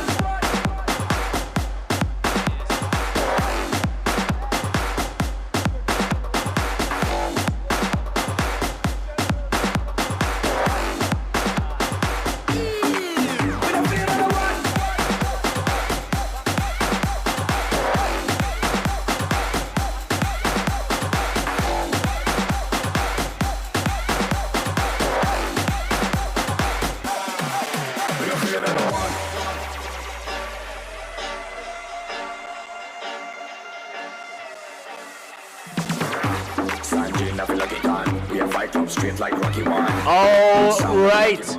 Ladies and gentlemen, that brings our intermission to an end. Let's get ready for another performance by our favorite LED drummers.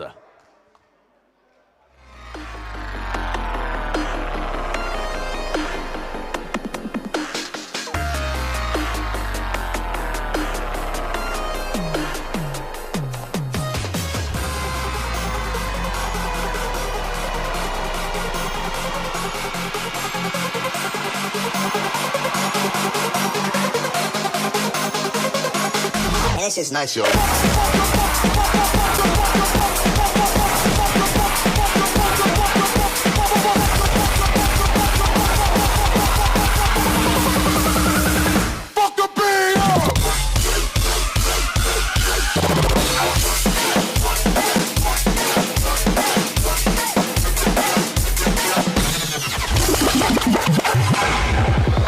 Suddenly,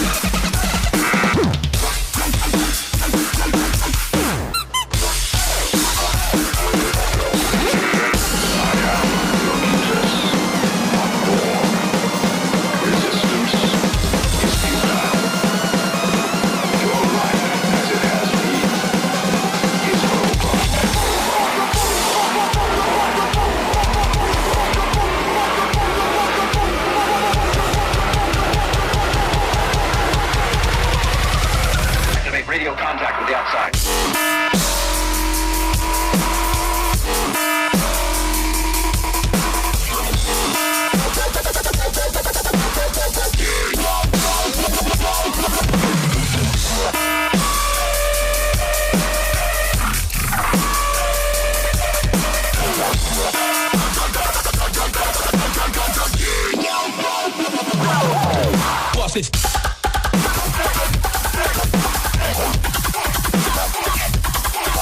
Damn. Beat Tam.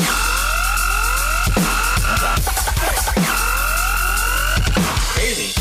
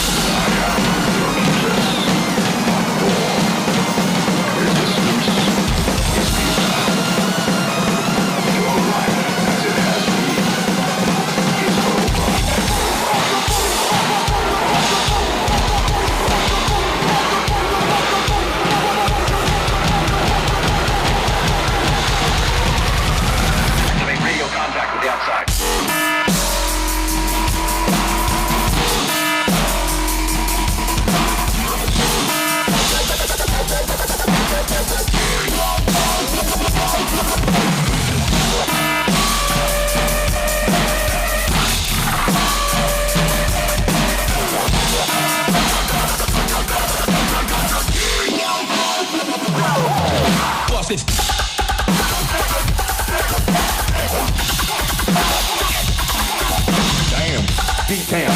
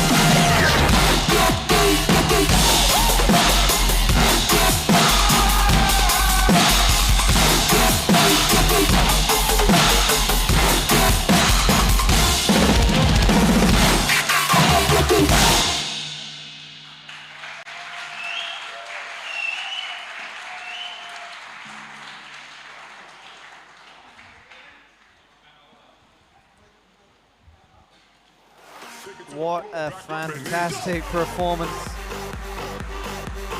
we have just seen.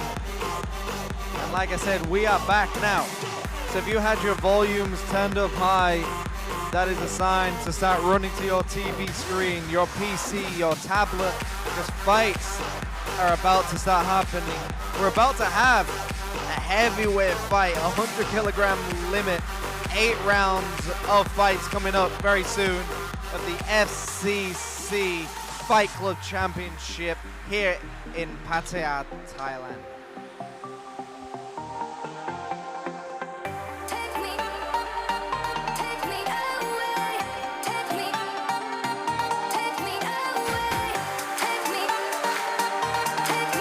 We're going to be starting very soon as Brian makes his walk to the ring to announce the next fight. Thank you, ladies and gentlemen, for being here. We're about to get underway very soon with a heavyweight boxing fight. 8 rounds of action at the 100 kilogram weight limit. We are in for a treat.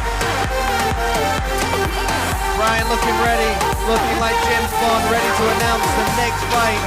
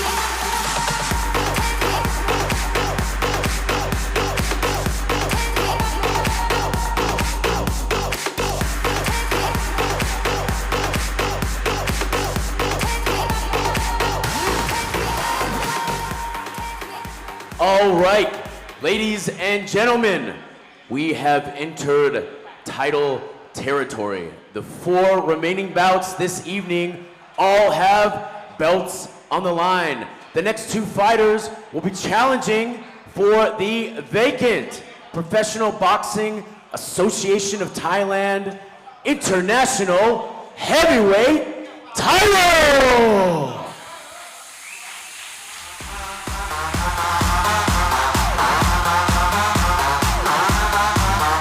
That is right, ladies and gentlemen, we are about to see a vacant title fight. The PAT International Heavyweight, 8 rounds of boxing. We're scheduled for 8 rounds, but this is a heavyweight fight. Let's see if it goes the full 8 rounds. I'm predicting a knockout. We can now see a belt on the line. The lovely ladies are showing it for the camera.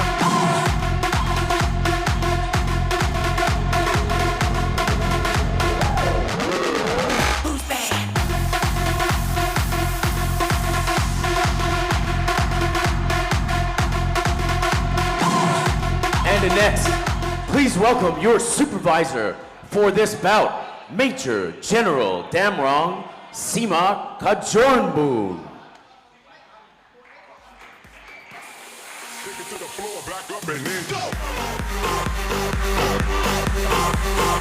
And Narisi Watsiwangcha, the sanctioner for this bout, President of the Professional Boxing Association of Thailand and Asia Boxing Federation.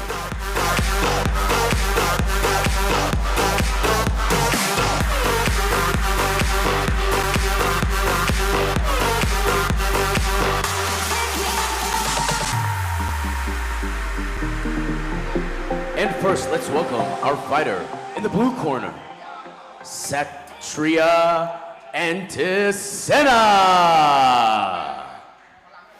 Take it to the floor, back up and then go.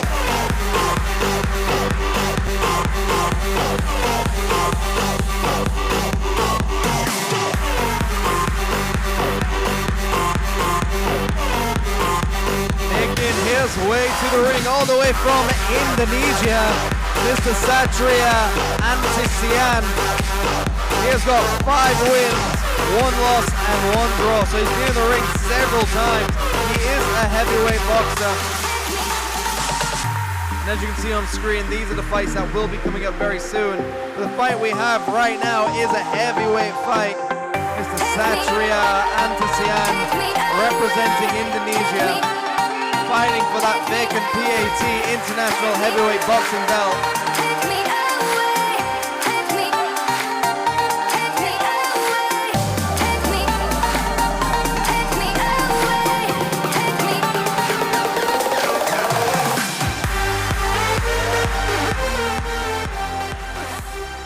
And next, ladies and gentlemen, our fighter in the red corner, Alex Alessio!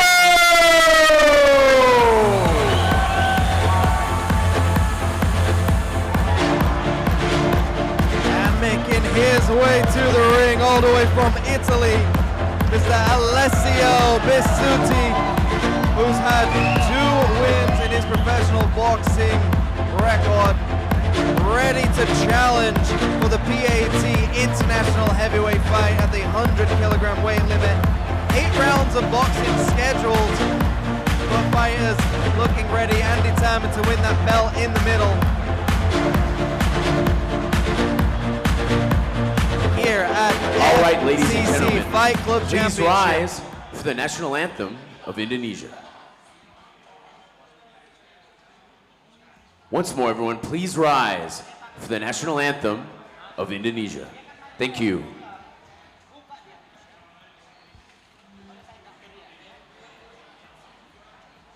So we are rising for the Indonesian national anthem.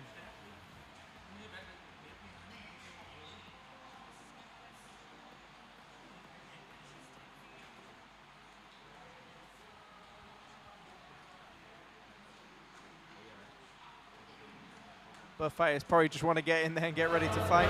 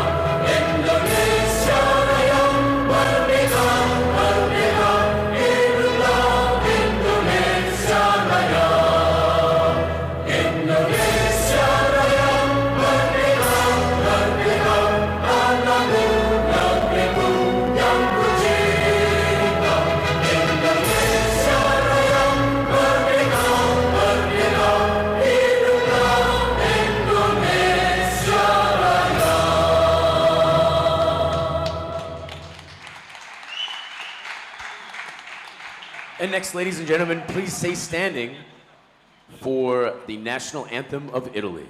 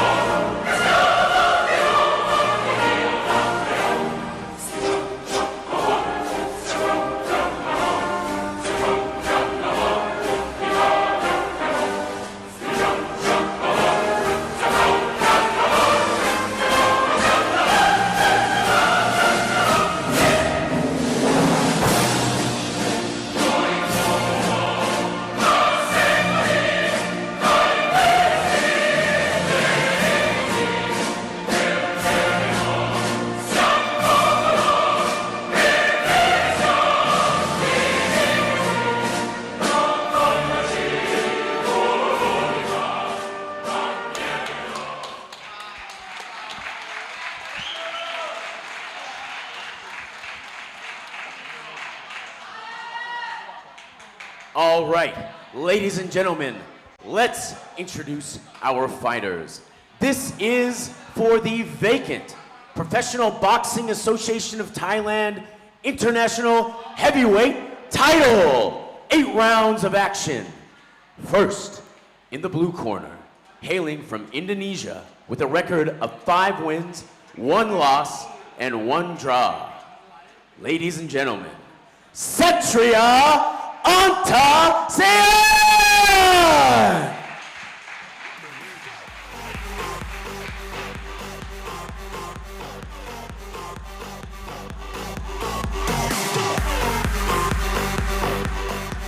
And in the red corner, coming all the way from Italy with a record of 2 wins, 0 losses, and 0 draws. Ladies and gentlemen, in the red corner, Alessio Fcc!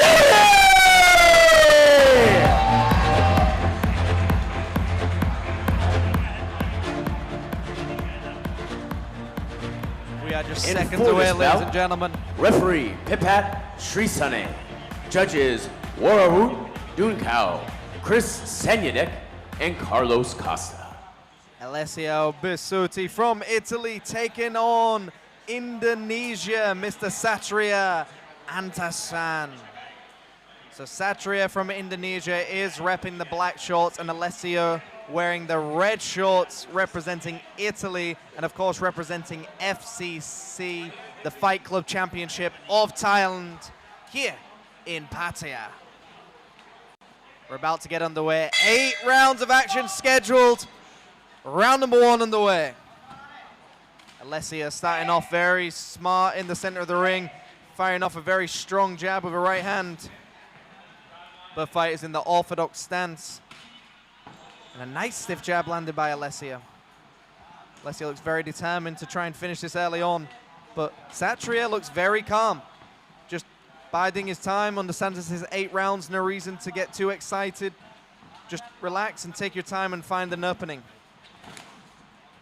But as you can see, Alessio looks in incredible shape. He looks like he's full of muscle.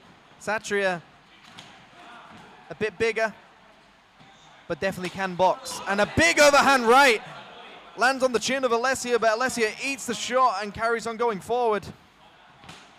And it looks like Satria's signature shot is a big overhand right, but the referee said you cannot do that. You're not allowed to slap the shot. You're not allowed to hit with the laces of the glove. It has to land clean on the knuckles. And a big right hand on the back of the temple landed on Satria, and it sends him down to the canvas. It was almost like Alessia saying, you want to give me an overhand right? I'm going to give you one right back. So already a knock round in round number 1. Alessia just needs to stay behind his jab, not get too excited as well. Just stay behind his jab, jab to the body. Keep an eye out for that big overhand right landing by Satria, and then throw a big one of his own.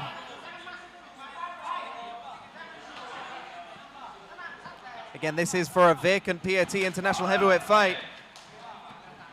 A title is on the line. Alessia looks very determined, throwing a double jab with a right hand. And Satria hasn't really done too much. It looks like he's looking for that Hail Mary shot, which is that big overhand right. Satria needs to get behind the jab.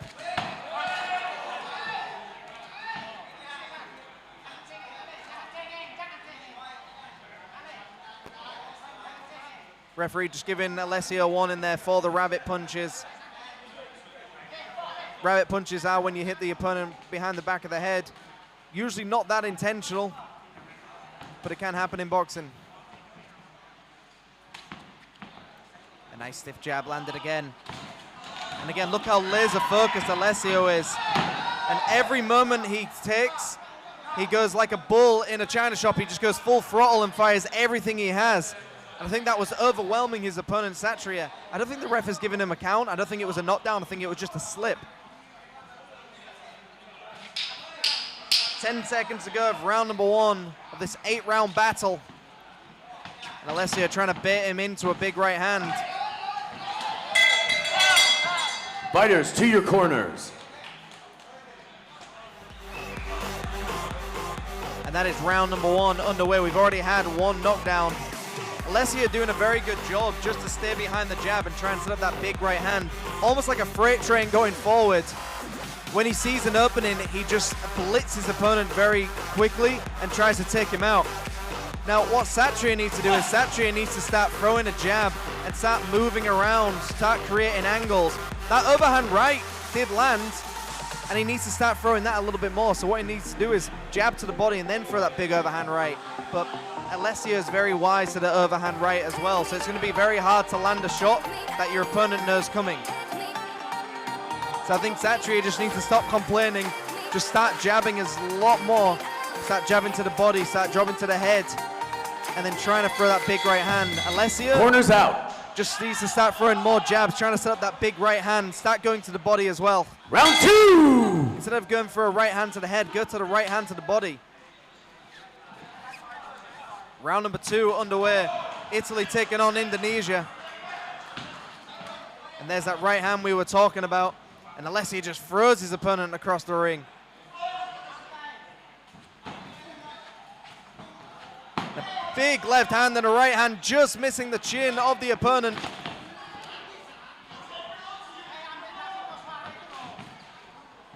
Stiff jab lands there. Both fighters in the center of the ring. And Alessia just looks determined to get this victory and to get this stoppage. But there's that big overhand right again by Satria.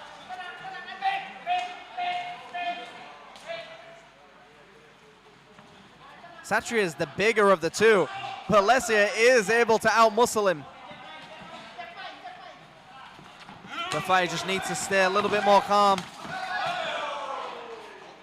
And again, another knockdown, but is the ref going to call it a knockdown or is he going to call it a slip? And he calls it a slip, even though he went down to a punch, but the ref doesn't want to call it a knockdown. Satria needs to start throwing that jab. He's now gone into a southpaw stance. He needs to start just jabbing his opponent a little bit more, trying to keep Alessia guessing, but Alessia just looks like he knows what he wants to do and how he wants to finish this fight.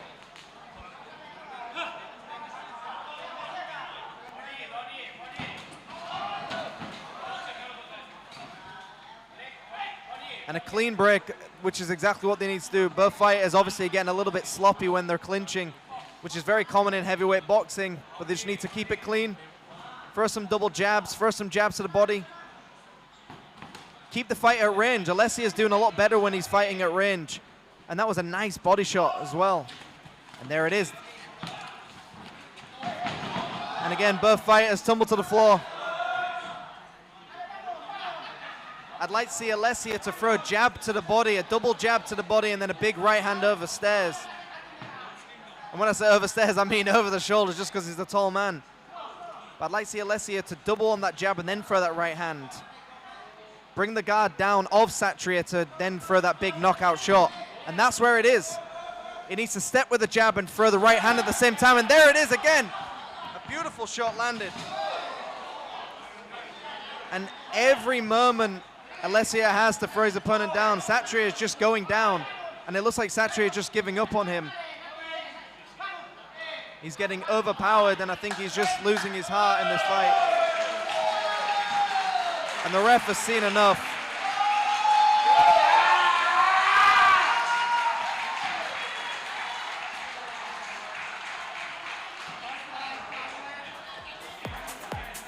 And I think that was just the exhaustion of Satria. I mean, he went to the ground, and every time you go down, you've got to get back up again, and that is exhausting when you're 100 kilograms or more. And I think Alessia was just proving, I'm stronger than you, and every time he got involved in a clinch, Alessia was able to throw his opponent around the ring. And I think that must have stuck in Satria's head of like, wow, this man is a lot stronger than me, and he looks more determined to win.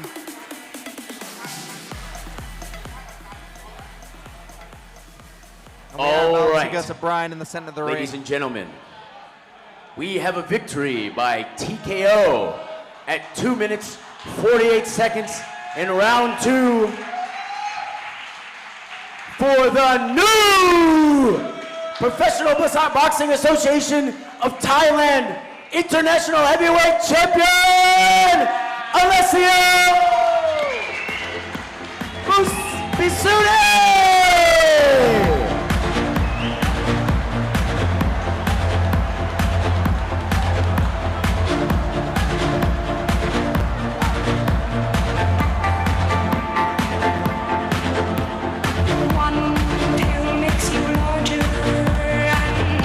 Victory for Alessia Bisute, representing the FCC Fight Club Championship in Thailand. And he looks ecstatic to win that belt.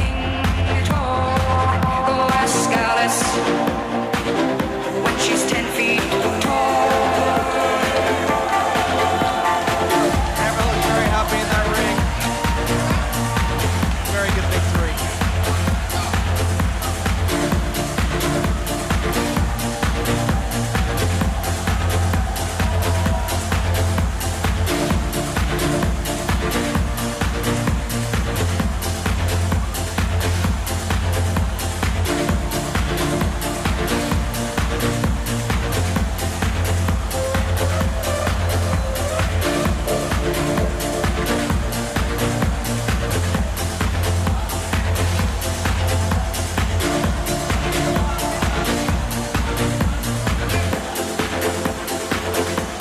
Right now, it's just a chance for everyone to pose, get some pictures in,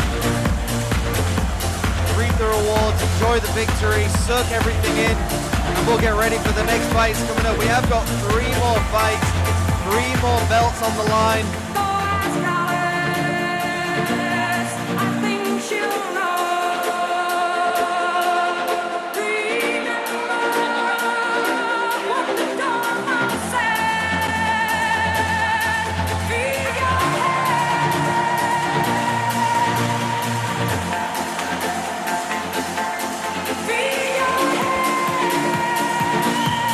Alessia Bisute from Italy, 2 wins, 0 losses, 0 draw, but now moving up to 3 wins, 0 losses and 0 draws.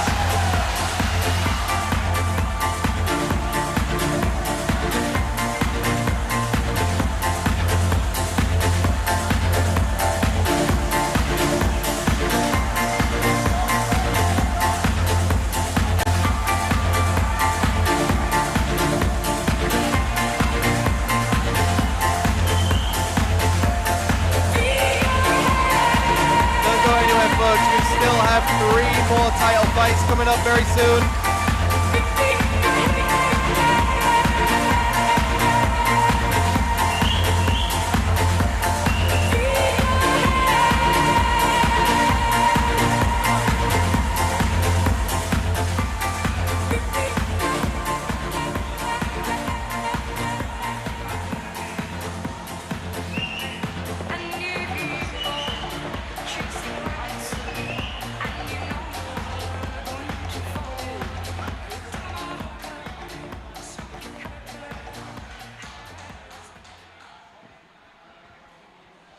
All right, ladies and gentlemen, time for our next title bout, the 8th match of the evening. This match is for the Asian Boxing Federation Welterweight Continental Championship.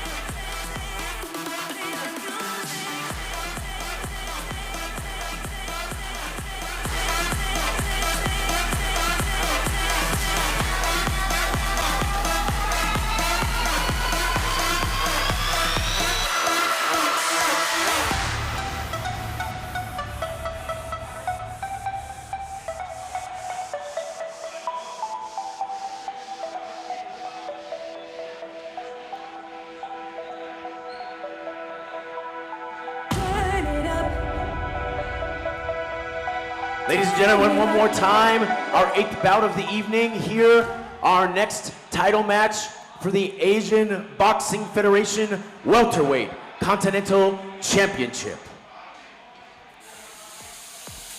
Please also welcome Supervisor Surapot Pongjavat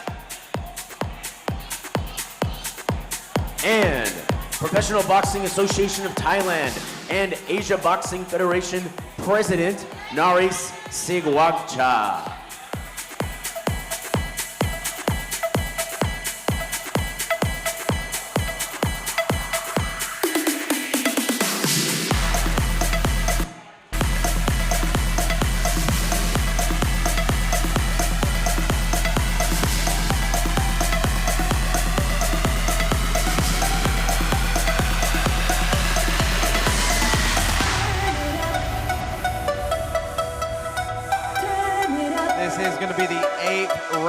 Ladies and gentlemen, please stand for the national anthem of Indonesia.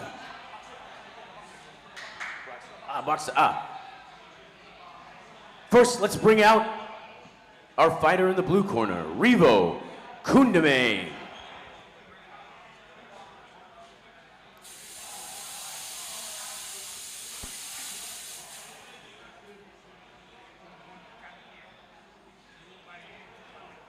We are about to welcome our next fighter, as you can see in the red light, getting ready to walk into the ring, all the way from Indonesia. Ladies and gentlemen, please welcome Revo Kundamane. Mr. Revo Kundamane, ready to take on Philippines. Bebo, bebo, bebo, bebo, bebo, bebo, bebo, bebo. Ikaw ang aking bebo, bebo, bebo, bebo, bebo, bebo, bebo.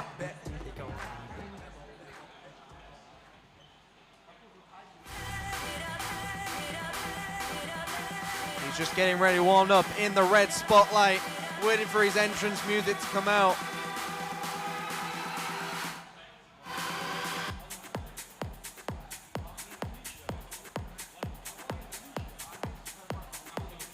Ladies and gentlemen, one more time, from Indonesia, Revo Kundamane.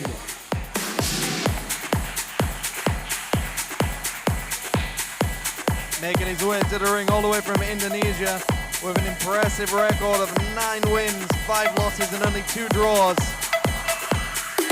Revo is the having to get his victory.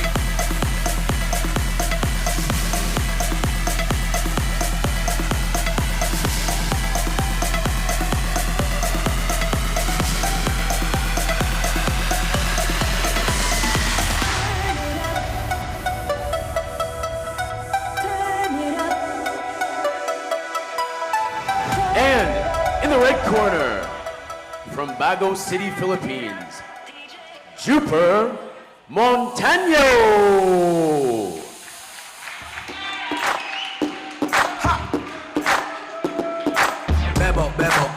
Juper Montano representing the Philippines with an impressive record of 16 wins, 5 losses and 2 draws. This is for the ABF Continental Welterweight title. 10 rounds of action is scheduled for this 66.6 kilogram weight. Ito ng tunay na Pilipino, galing sa baryo sa pangbato, pumunta ng LA, nagtrabaho para makatulong sa nanay dahil sa hirap ng buhay, pero masaya pa rin ang kulay pag kumain, nagkakamay yung kanin, chicken adobo, yung balot binibenta sa kanto, tagay mo na nga ang baso, pare ko, inuman na tayo. All right, ladies and gentlemen, now please out of your seats, stand on up for the national anthem of Indonesia. So we're about to have the Indonesian national anthem again.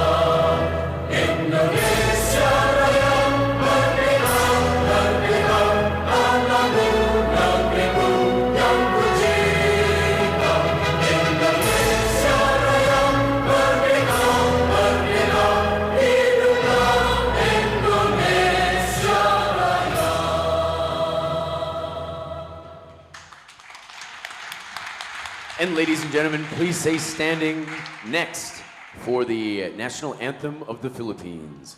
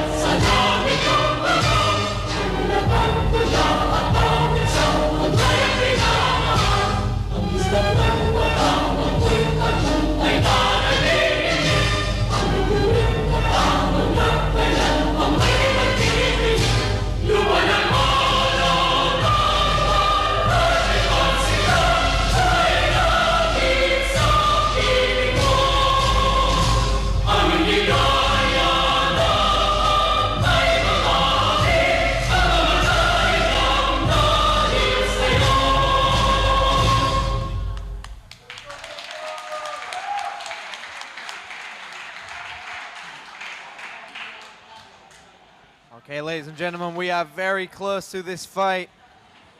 Stay tuned for this ABF Continental Welterweight title fight. 10 rounds of action scheduled. Our next match is for the Asian Boxing Federation Continental Welterweight title. 10 rounds of action. First, I'd like to introduce the challenger In the blue corner, hailing from Indonesia with a record of 9 wins, 5 losses, 2 draws. Ladies and gentlemen, Revo Kundaling!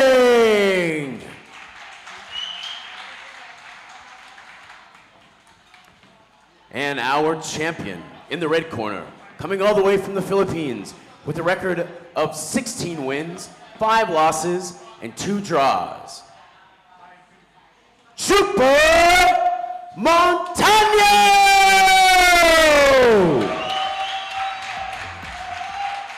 And your referee, Pipat Trisane. Supervisor, Surapod Pongwanich. Judges, Warawut Dunkau, Pipat Trisane, and Carlos Costa. Okay, ladies and gentlemen, we're finally underway. This fight is about to happen. The ABF Continental Welterweight title is on the line. The 66 kilogram weight limit. We have the Philippines taking on Indonesia. Indonesia, Riva Kundimang wearing the, well, red shorts with the white trim, but the 3 white stripes, okay? And Joseph Montana is wearing red shorts as well, representing the Philippines. Round number 1 underway. A classic southpaw against a southpaw. Very exciting.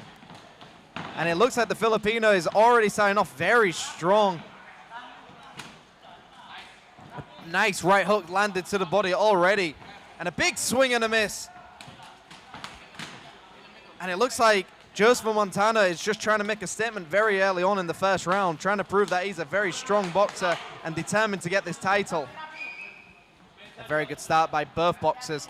And Riva done a very good job just to stay calm, not get overwhelmed by the power. Both fighters in the center of the ring. And a nice 1-2 landed by Joseph. And a big left hand landed on the chin, but Riva comes back with a combination of his own. And both fighters are now firing on the ropes and take the center of the ring again.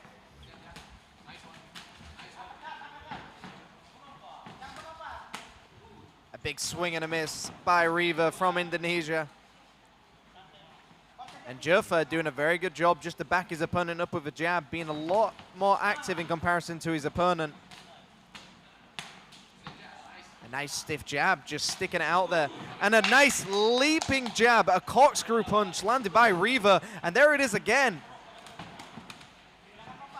The corkscrew punch is where it just basically spirals through the guard of your opponent.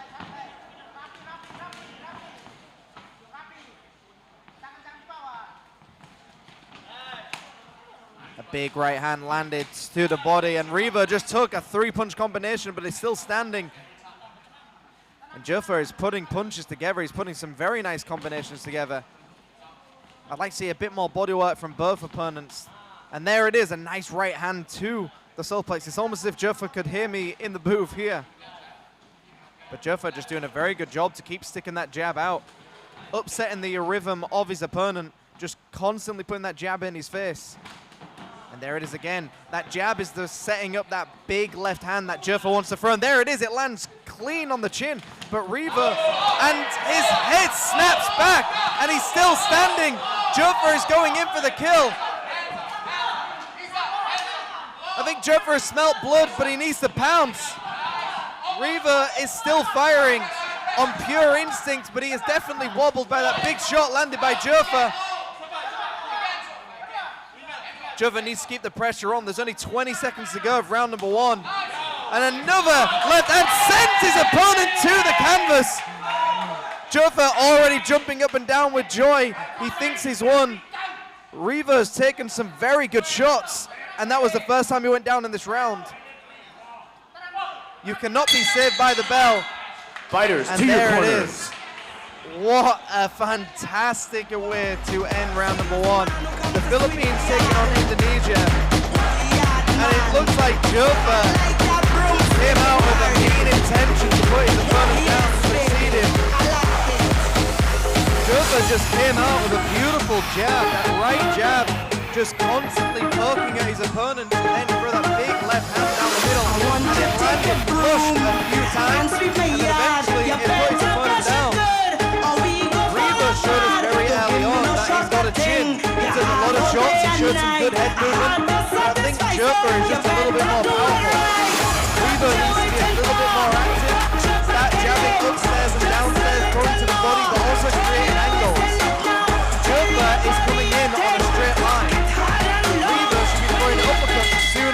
Jerpa Corners in the out. middle. So as soon as Riva heads forwards, he needs to throw that uppercut, and Jerpa Round two. pivot with a nice check hook. Round number 2 underway. And we see very early on Jerpa starting off with some nice stiff jabs, but Riva, I think, is trying to prove that he's not hurt after round number 1. And that's exactly what Riva needs to do, throw in those double jabs. He's had a lot of success with that corkscrew jab that we were talking about, the one that twists through the middle of the guard. But he took a big shot as he went in there by Jerpa. And he does not want to be here. Riva needs to get back into the center of the ring, because as soon as Jerpa gets you against the corner, he finishes his opponent. And a big right hand and a left hand lands in the body of Riva. Riva's doing a very good job to work the body and the head of his opponent. And I'm not too sure how much more of this Riva can take. And there it is again. Every time Jerpa lands a jab, it almost puts Riva off balance. And I think it's only a little moment in time before Jerpa finishes his fight with a big left hand. Unless Riva can pull something out of the bag. I know it's only round number 2. But there it is again, sending his opponent to the canvas. And Jerpa just looks determined to get this title. And Riva is up. And the ref is calling it. He's saying that's enough. Although Riva probably thinks he could carry on, Jerpa was just landing some very big, powerful shots, and I think that's a very good stoppage by the ref. An interesting stoppage, because Riva wanted to carry on and he didn't look wobbled, but I also think we've got to protect the fighter and realize that Jerpa was just determined and landing some very powerful shots, and Riva really didn't have an answer for some of the powerful shots Jerpa was winning. So very nice victory for the Philippines. Galing sa baryo sa pangbato, pumunta ng LA nagtrabaho para makatulong sa nanay dahil sa hirap ng buhay, pero masaya pa rin ang. We're about to go into the center of the ring for the Ladies and gentlemen, official and your winner by TKO, the second round at the 1 minute 21 second mark. And still ABF Continental Welterweight Champion in the red corner, Chupa Montano! Very nice victory for the Philippines. Mr. Jerpa Montano retains the ABF Continental Welterweight title. Scheduled for 10, and he did it in 2. A beautiful victory by Jerpa, just setting every powerful shot up with a jab. Hoy pare, pakinggan niyo Box very smart, it was very powerful and explosive, just a very good display of boxing. Pumunta ng LA nagtrabaho para makatulong sa nanay. He now has 17 wins, 5 losses and 2 draws. Pag kumain, nagkakamay. Yung kanin, chicken adobo. Yung balot, binibenta sa kanto. Tagay mo na nga ang baso. Pare ko, inuman na tayo. Filipino. Bebo, bebo, bebo, bebo, bebo, bebo, bebo. Ikaw ang aking bebo, bebo, bebo, bebo, bebo, bebo, bebo. Ikaw ang aking bebo, bebo, bebo, bebo, bebo, bebo, bebo. Ikaw ay Filipino. Mas dalawa magagandang dalaga, nakakagigil ang beauty mo talaga. Lambing hindi nakakasawa, ikaw lang ang gusto makasama. Yung bahay o kubo, pag ibig mo ay totoo. Ladies and gentlemen, we are about to get our next fight underway for an ABF Super Lightweight title. Scheduled for 10 rounds, 63.5 kilogram weight limit. We will have Turkey taking on Thailand.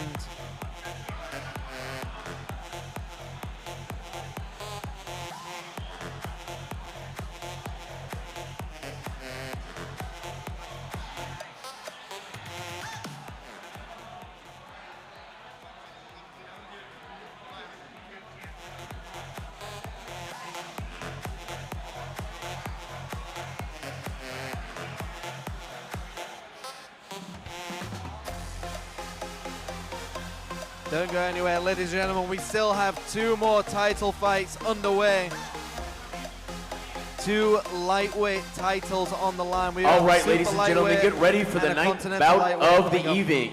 This is a 10-round match for the Asian Boxing Federation Super Lightweight title.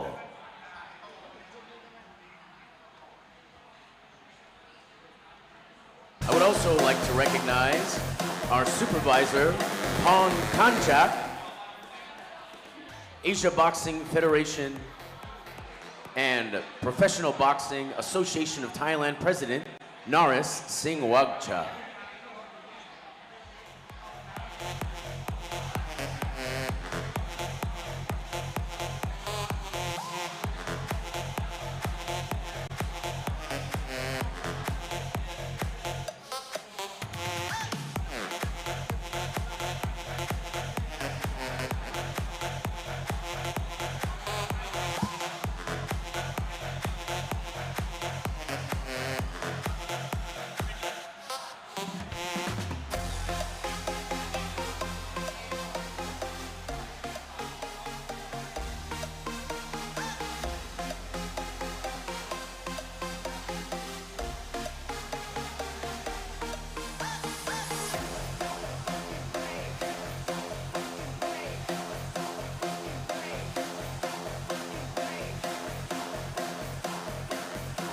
The fighters are just getting ready to enter the ring very soon.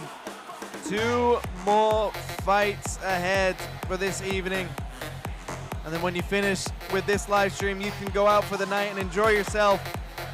Or bring us with you. This is live on YouTube and Facebook. All right, bring your phone or tablet with you. Let's welcome in the blue corner from Thailand, Chayarat Sawang Soda, the challenger.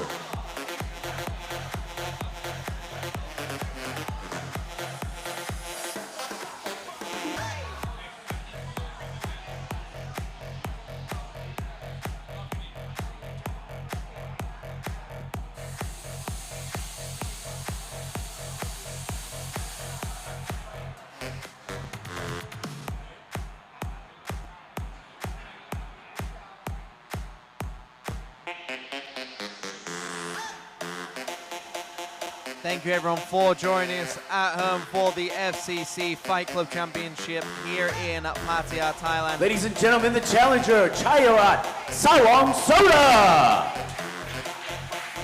So all the way from Thailand, Sawan Soda, competing for the ABF Super Lightweight title. 10 rounds of action is scheduled.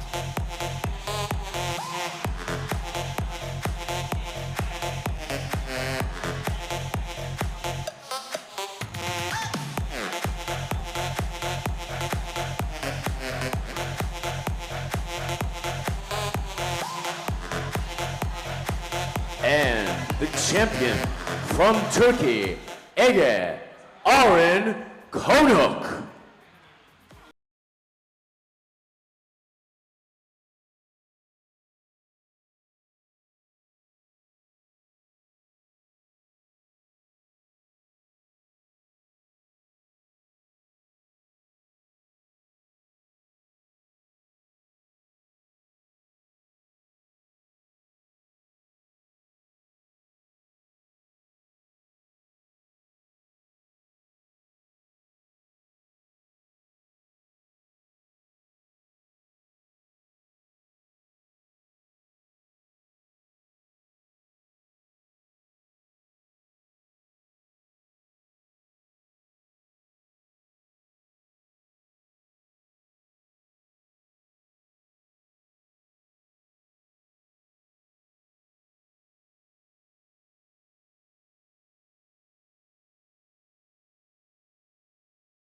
Let's rise for the national anthem of Thailand.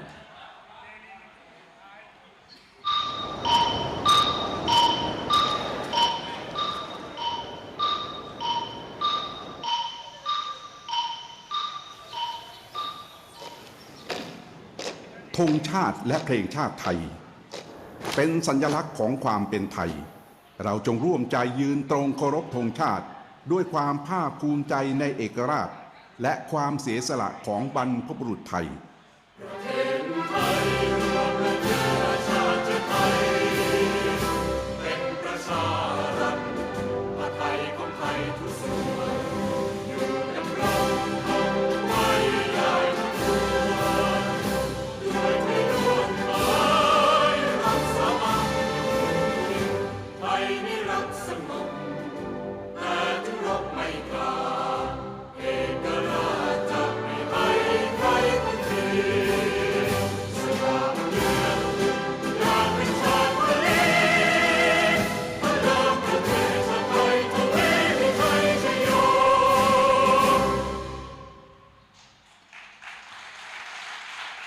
And next, ladies and gentlemen, please stay standing for the national anthem of Turkey.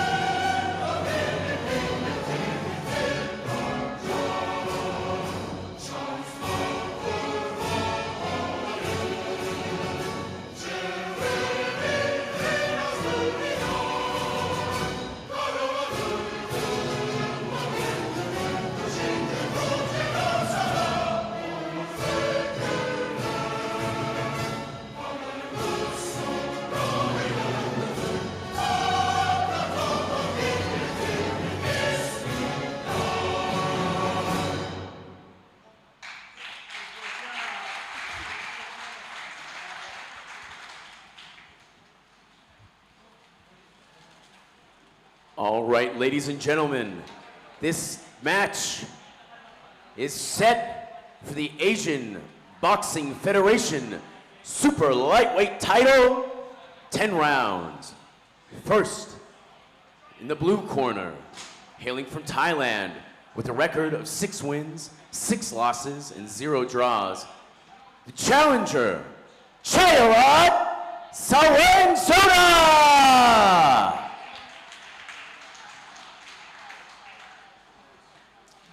And in the red corner, coming all the way from Turkey, with a record of 5 wins, 0 losses, and 0 draws, ladies and gentlemen, your champion, Ege Aaron Konak!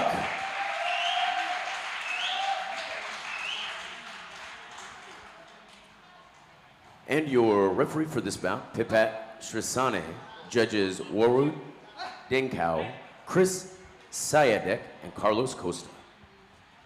Okay, ladies and gentlemen, we are just seconds away from this ABF Super Lightweight title, scheduled for 10 rounds.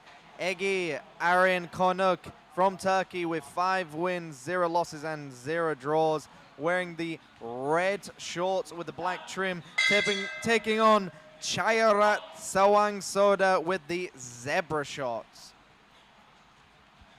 A very calm start to the round. Aaron Konuk doing a very good job just to keep his composure.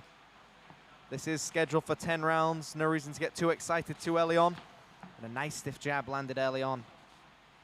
As you can see, Aaron Konuk is in the southpaw stance, taking on Chayarat, who is in the orthodox stance. And a nice jab to the body, just touching him there, but pushing him back. And a big left hand landed by Aaron Konuk. Konuk doing a very good job to keep his opponent guessing, and did a very good job just to evade those punches as well, just stepping back.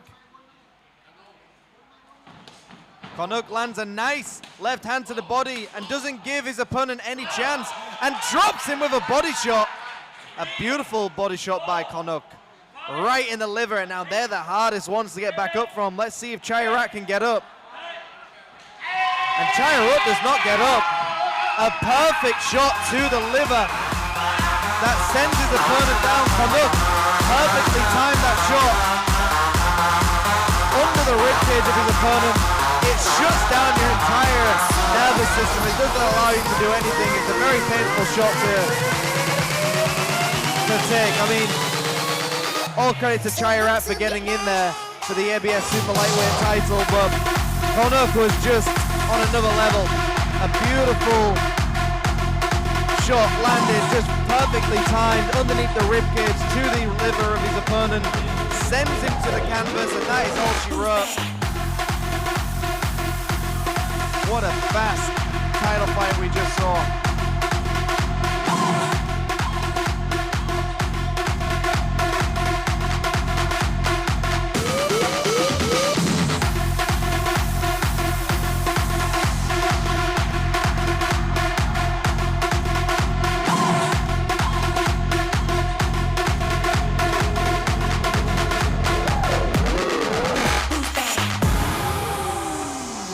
Ladies and gentlemen, this bout was scored a win by TKO 1 minute 3 seconds into the first round for the winner. In the red corner, and still ABF Super Lightweight Champion of the World, Ed Canuck!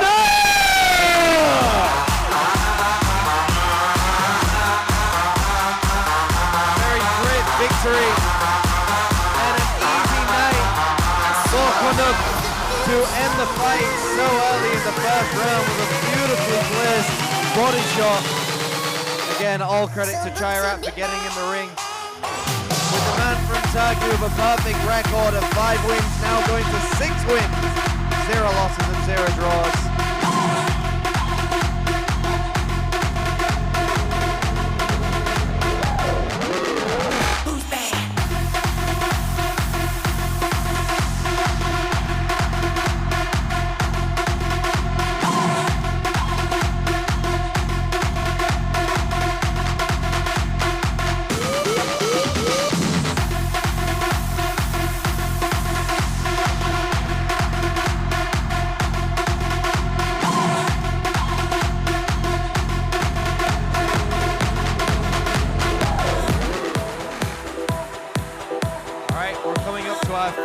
Fight of the evening. If you've made it to this fight or you're just tuning in, thank you very much for the FCC Fight Club Championship here in Thailand.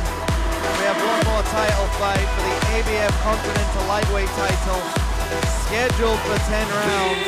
Darren Canuck taking on Akawi Kaumani. Turkey taking on Thailand.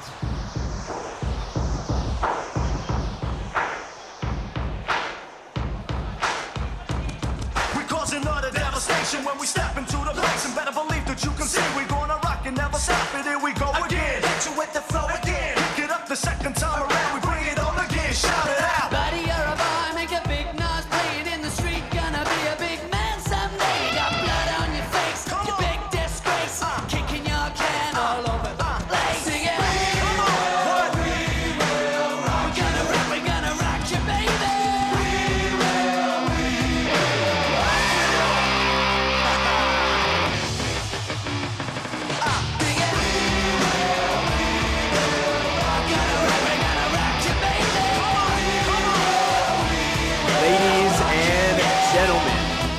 This is our 10th and final bout of the evening, the main event.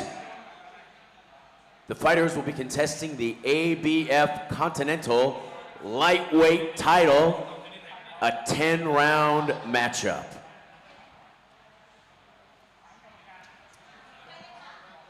First,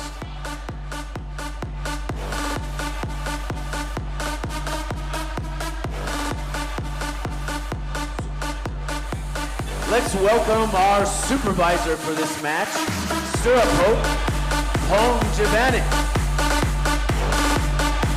and sanctioning president of the Professional Boxing Association of Thailand and Asia Boxing Naris Singwata.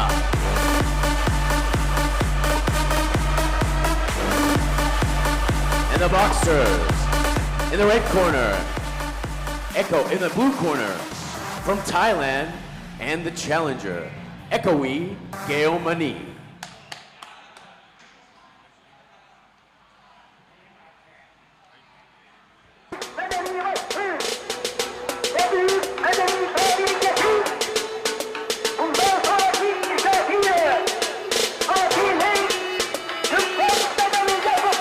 Making his way to the ring from Thailand, Ekowi Geomani, with a record of 28 wins, 20 losses and 0 draws. He's a very experienced boxer.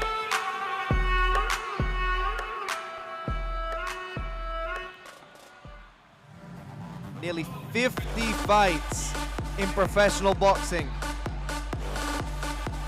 Win or lose, that's a lot of experience.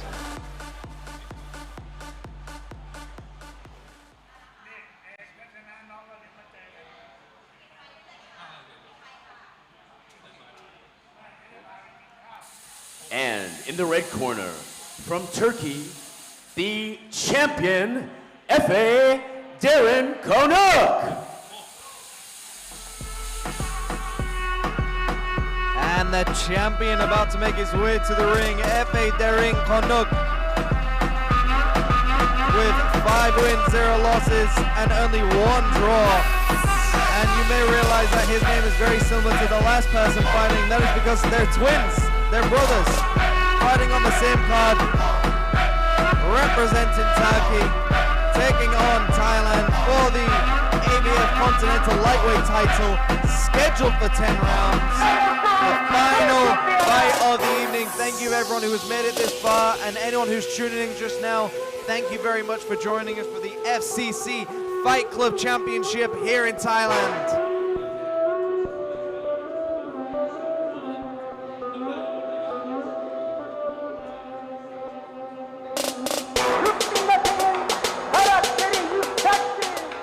All right, ladies and gentlemen, please stand for the national anthem of Thailand.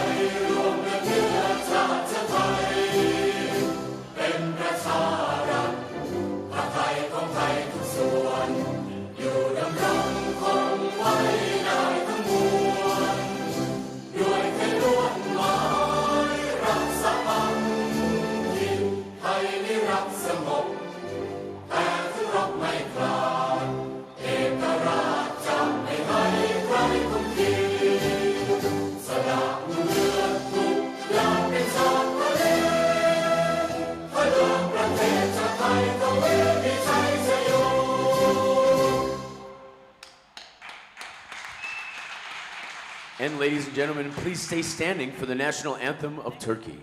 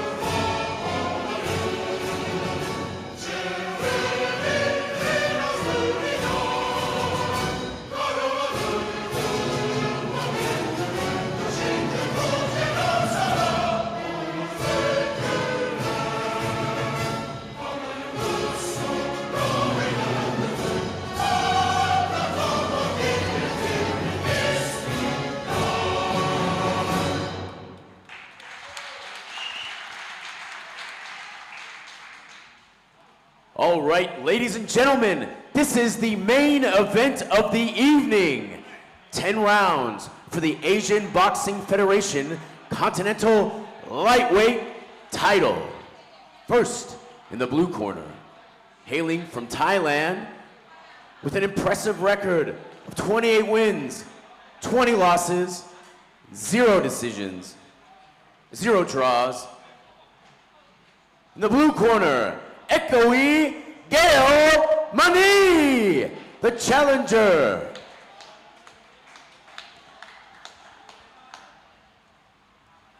And in the red corner, all the way from Turkey, with a record of 5 wins, 0 losses, only 1 draw, ladies and gentlemen, the current champion, F.A. Darren Konuk!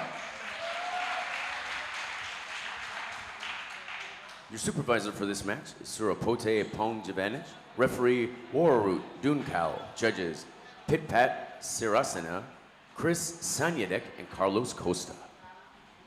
Okay, ladies and gentlemen, this is what you've been waiting for. The ABF Continental Lightweight title, scheduled for 10 rounds. Turkey taking on Thailand. F.A. Darren Konuk wearing the red shorts with a perfect record of 5 wins and only 1 draw, taking on Thailand in the blue shorts. Round number 1 underway.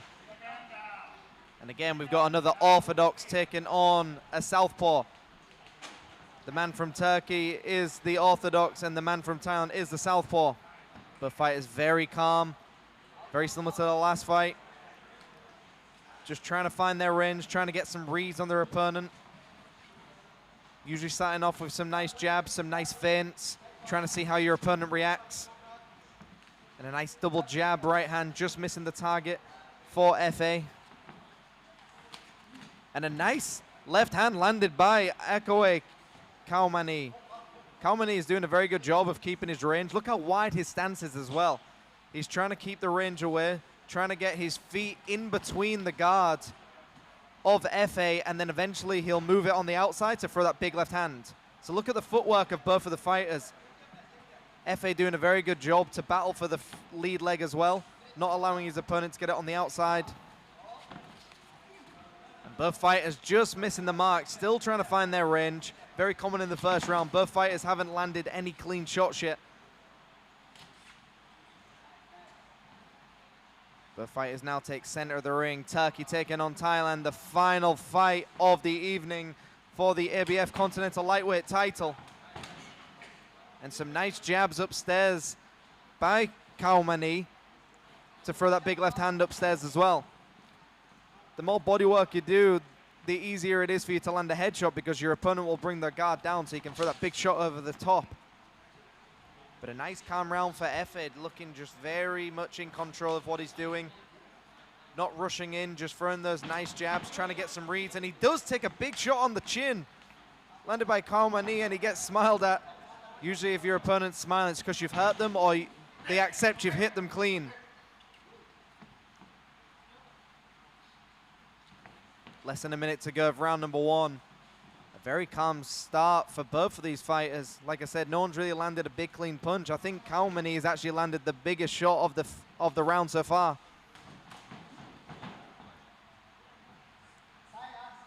But a very nice round for both fighters. Very calculated, very smart. No reason to get too carried away. Just keep throwing that jab out, trying to find your range. And when I say find your range, it means trying to find where your opponent is. If you are blindfolded, you should be able to know where your opponent is by using the jab. And then nice right hand landed and pushes opponent back. 10 seconds to go of round number 1. And both fighters just don't want to engage, both respecting each other's power. But it was a nice right hand. That may have won the round for F.A., depending how the judges saw it. I mean, look, F.A. did a very good job to keep in control of that fight. It looked like he was controlling the distance, controlling the pace. And towards the end of that round, he landed a big right hand on the chin of Kaumani. But Kaumani did a very good job to use his footwork.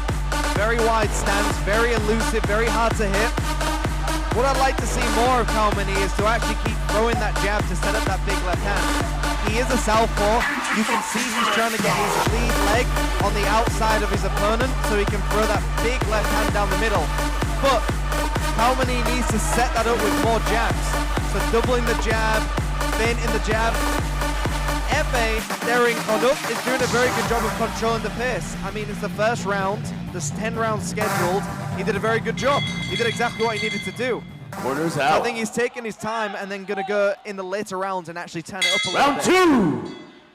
2. Round number 2 underway. Efe Konuk taking on Akoe Kaumani. Thailand taking on Turkey.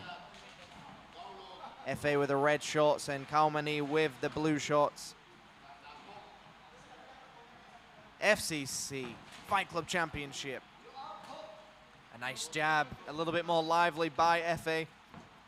And this is exactly what he needs to be. He needs to start turning up the pace, not allowing Kaumani to actually get off any combinations. The more relaxed your opponent is, the more creative they'll get, and the creative shots are the ones that usually drop you. A nice stiff jab again. I'd like to see Efe double this jab as well. Maybe jab upstairs, jab downstairs, a double jab with a right hand. Single shot combinations is working well for him there. He just landed a big right hand on the chin of his opponent. But now Kaumani is putting the pressure on him and pushing him against the ropes. But both fighters are smiling, having a good time. Exactly what boxing is about, having a good time in that ring.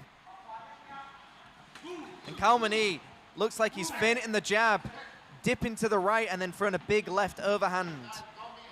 If Efe reads this correctly, he could actually throw a right hand to the chin as he loads up that big left hand. And there it is. He nearly caught him with it. It's exactly that punch that I think that can actually put his opponent down. It was a beautiful shot.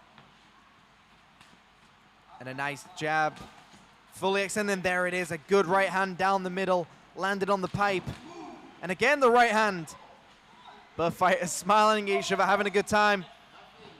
Southpaw against an orthodox. It's the battle of the backhands. Who can get their footwork on the outside of the other opponent and throw that big right hand down the middle, that big left hand. And there it is, a nice jab, and he needs to back it up. Efe had his opponent against the ropes. He could have carried on. A good right hand to the body. But Kaumani says, nope, that hit me on the hand.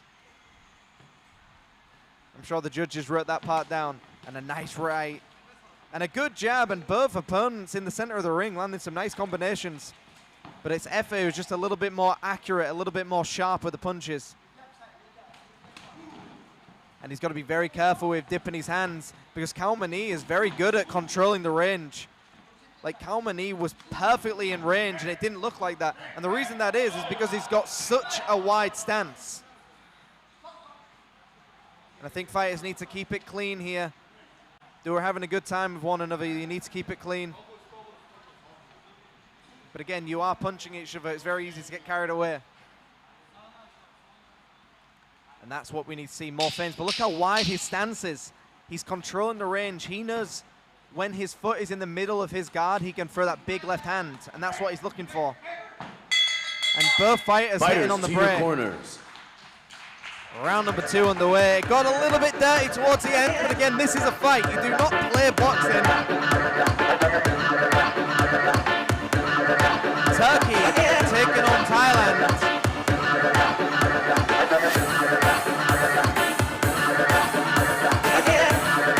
Now what I'd like to see from Efe Daring Konuk now is doubling that jab, trying to get Kaumani to start loading up that big left hand. And as soon as Kaumani hits to throw that left hand, that's when Efe needs to pounce and throw a big right hand.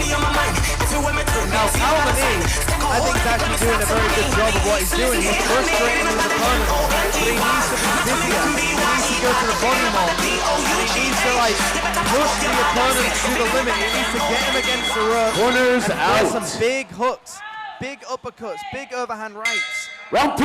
Kaumani needs to get busier and he needs to start clinching his opponent, getting him against the ropes, because right now Efe is going to have an easier time in the center of the ring. Look how composed Efe is. Round number 3, ladies and gentlemen. Turkey taking on Thailand. Thailand in the blue shorts, Turkey in the red shorts. And a nice jab, and evades the danger very quickly. But this is where I want Efe to get a little bit busier. He sees what Kaumani's trying to set up, but he needs to pounce on it as well. Maybe a nice rear uppercut would have landed very well for Efe as well. The rear uppercut is that back uppercut, so that right hand for Efe. As soon as Kalmani dips, he could throw that big right uppercut as well. Both fighters in the center of the ring. And I think Kalmani, although he's dancing very well and has some nice footwork, it is Efe who's landing the cleaner shots and is a little bit more accurate. So if Kalmani wants to actually win this round, I think he needs to put the pressure on. He needs to actually keep that pressure and like make it a little bit sloppier. Start winging some more hooks, some big overhands. Because right now he's not really doing too much. Efe is just winning this fight with a jab. And although Efe isn't throwing many shots, he is controlling his opponent with a lot of feints. It's a very smart way to box. A nice double jab with a right uppercut and a left hook to the body just misses.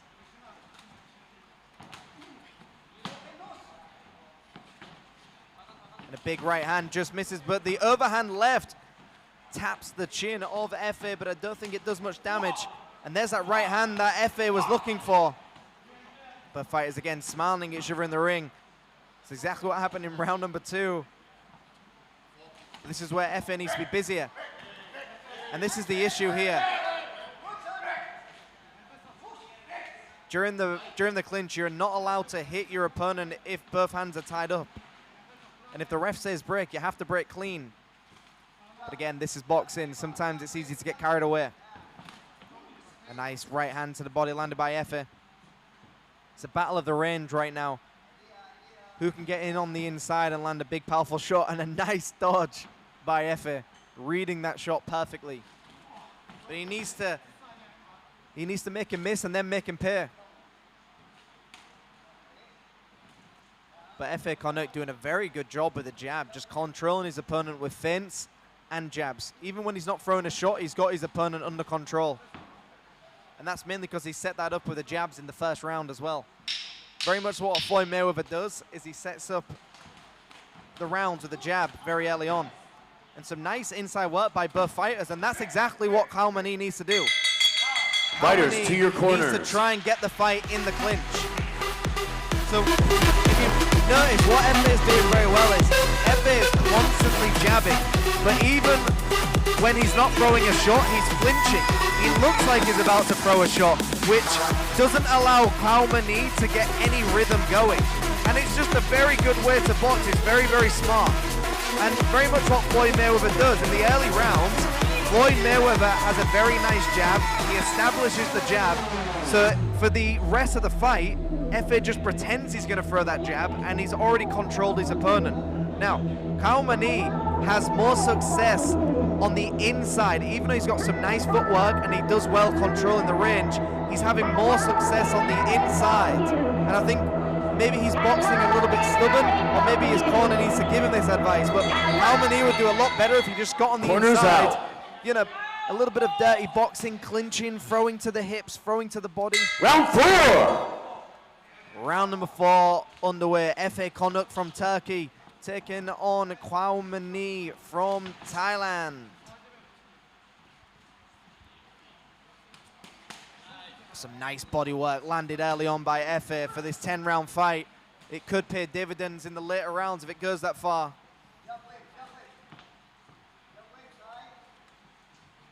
The fighters now just pouring at each other with a jab. Remember, pouring is just because, like the name, like a cat. They're just putting their paw out there, seeing where their opponent is to land that big, powerful shot. And a nice jab and evade by Kalmani. See what I mean? Kalmani's got very good range, but he's not doing enough. He's not doing enough to win the rounds.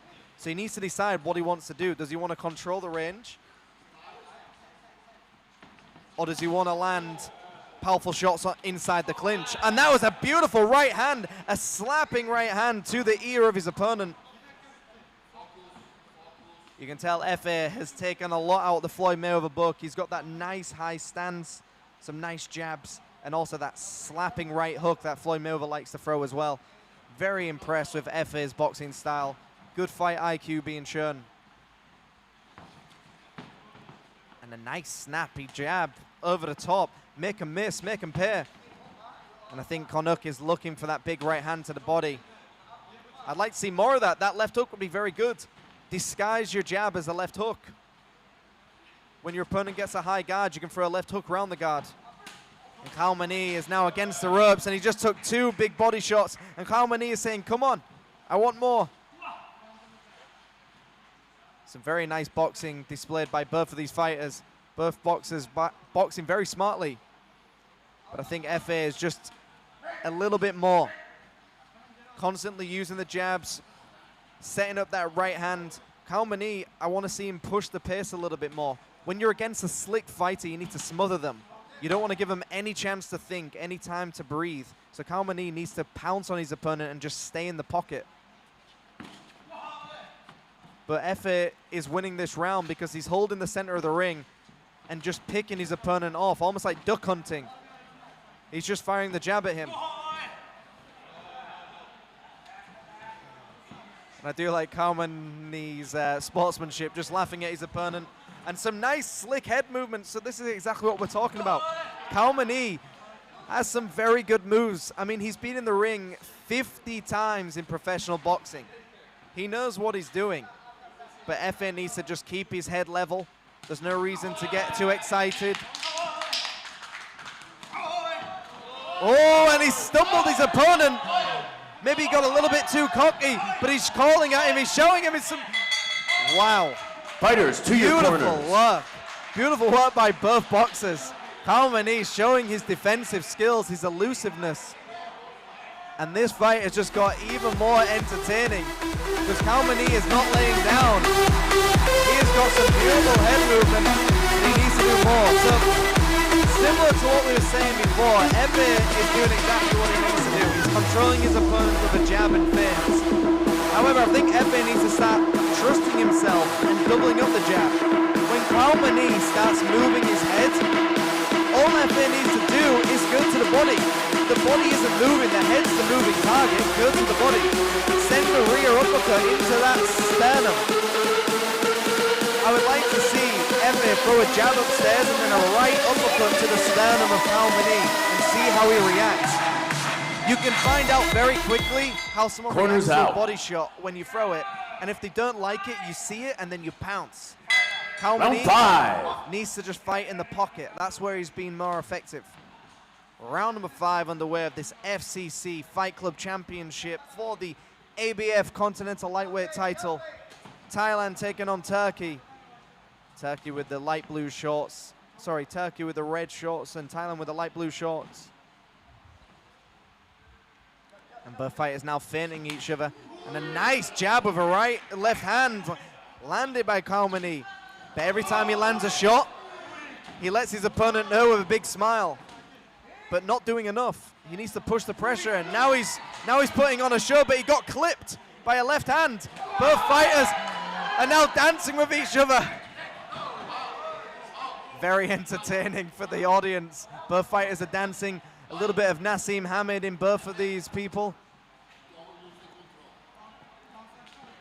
But Efe doesn't need to fall into these tricks. He just needs to keep his hands high and box. He's outboxing him, and that's all he needs to stick to. He does not need to fall into the games of Kalmani, because that's what Kalmani wants. Kalmani wants him to make a mistake. Very classic as when Roy Jones was fighting James Turney. Roy Jones was saying, well, James Turney is just too hard to work out. So what he did was he started showboating. James Turney copied him, and that's when Roy Jones knocked him down. So what I'm saying is Efe just needs to stick to boxing. Do not get involved with the showboating. Kalmani now showing his shoulder roll, his Philly shell, the Thai shell. That isn't a Philly shell, that is the Thai version of it. But I do like it, he's making this fight entertaining. At the end of the day, boxing is still theater. You're still trying to impress the audience as well as the judges.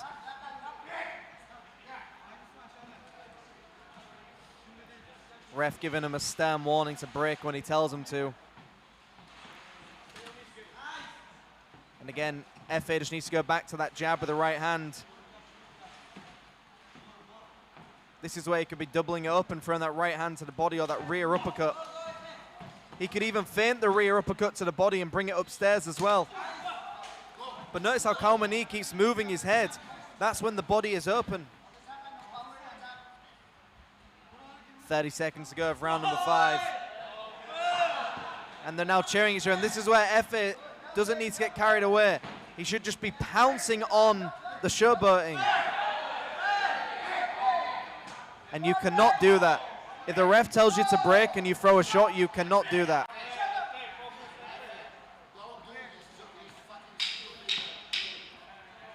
I think Efe just got carried away there. But he needs to be very careful. Fighters, End to your of round corners. number 5. Efe is outboxing his opponent, but he's getting carried away with showboating, and also I think Kalmani realizes he can't outbox Efe. So if you can't outbox him, you got to clown him. And that's what he's doing. He's drawing Efe into his fight, which is the incorrect thing to do. And I think Alessio is telling him in the corner, box smart, keep your head on straight because you're winning the fight as a boxer. Do not fall into the games of Kalmani. Now I'm not saying Kalmani is doing anything wrong either, because if your opponent's very slick and very smart, you need to find ways around it. How can you trick them?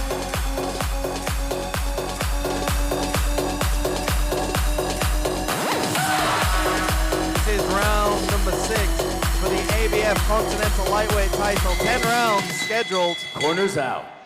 Turkey taking on Thailand. Efe Derin Konuk from Turkey with the Round red shorts, 6. and Akoe Kaumani from Thailand with the blue shorts. Round number 6 underway. This is the final fight of the evening. Thank you everyone for joining us so far. Both fighters now back behind the jab. We're now in the later rounds, so fitness is playing a big part into this. Both fighters look like they haven't lost any gas in the tank. They're still bouncing around, they're still throwing good shots.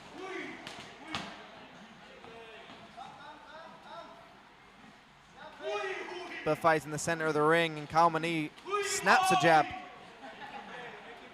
Kalmani talking to his opponent in there. I think he needs to be very careful.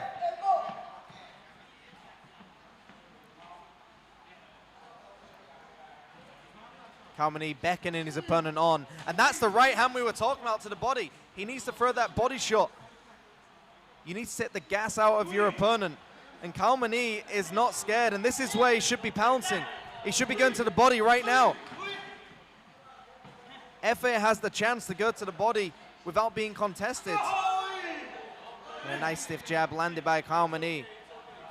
Efe just needs to get behind the jab again, box smart, draw his opponent in. Rather than letting his opponent draw you in, draw him in. It's a game of traps, and right now Kalmani is setting the trap of being a clown. And it's working. Because he's making the smarter fighter now fight in his way. So if Efe just stays behind the jab, sticks with a right hand.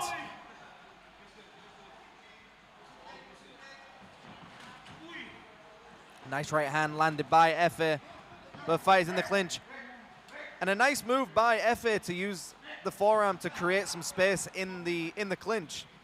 Again, a very Floyd Mayweather-esque move as well. And it looks like Kalmani has just given up on his game plan and just wants to sing in the ring. And that's fine to do as well.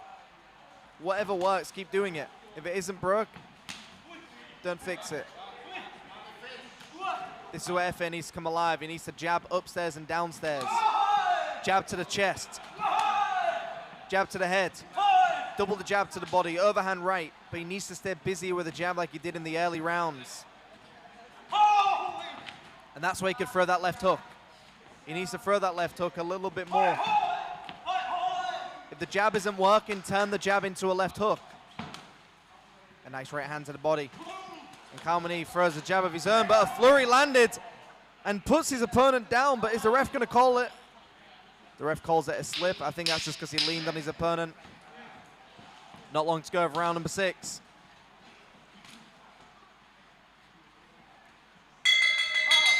Fighters, to your corners. An entertaining round, to say the least. And a very interesting round, because the judges may actually give that round to Kalmani because he was a little bit more active and he was landing some of the more powerful shots. So that might actually be a Kalmani round. Now, I still think Konuk is winning this fight. I think if he just keeps boxing smart, he'll win outright. But again, it depends on the judges are looking at and what they're seeing. But what Efe Daring Conduct needs to do again is hold the center of the ring and just keep firing that jab like he was doing in the early rounds, because that was working well for him. Don't fall for Kalmani's games and let Kalmani make the mistake, because Kalmani is going to make a mistake. Someone who showboats this often will always make a mistake, and you've got to pounce on it. Timing Orders out. beats speed Orders and power. out. And that's what Efe needs to do. He needs to look for the timing. Round 7. Round number 7 of the ABF Continental Lightweight title fight. 10 rounds of action scheduled. Turkey taking on Thailand.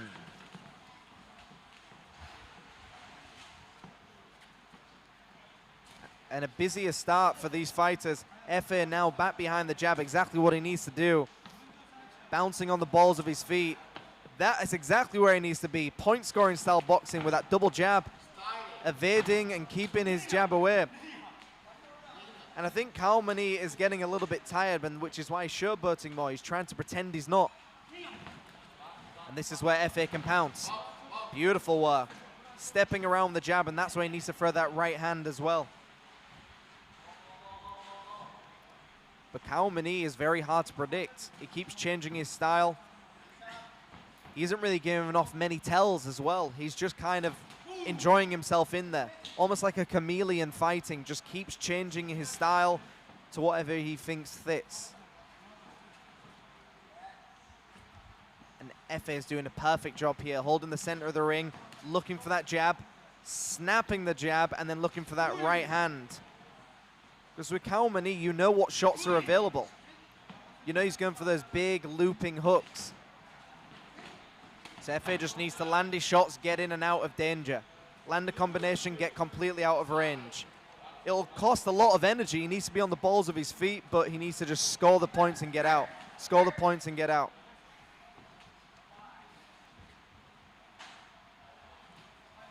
Halfway gone already in this round and this fight. We are already in round 7, scheduled for 10.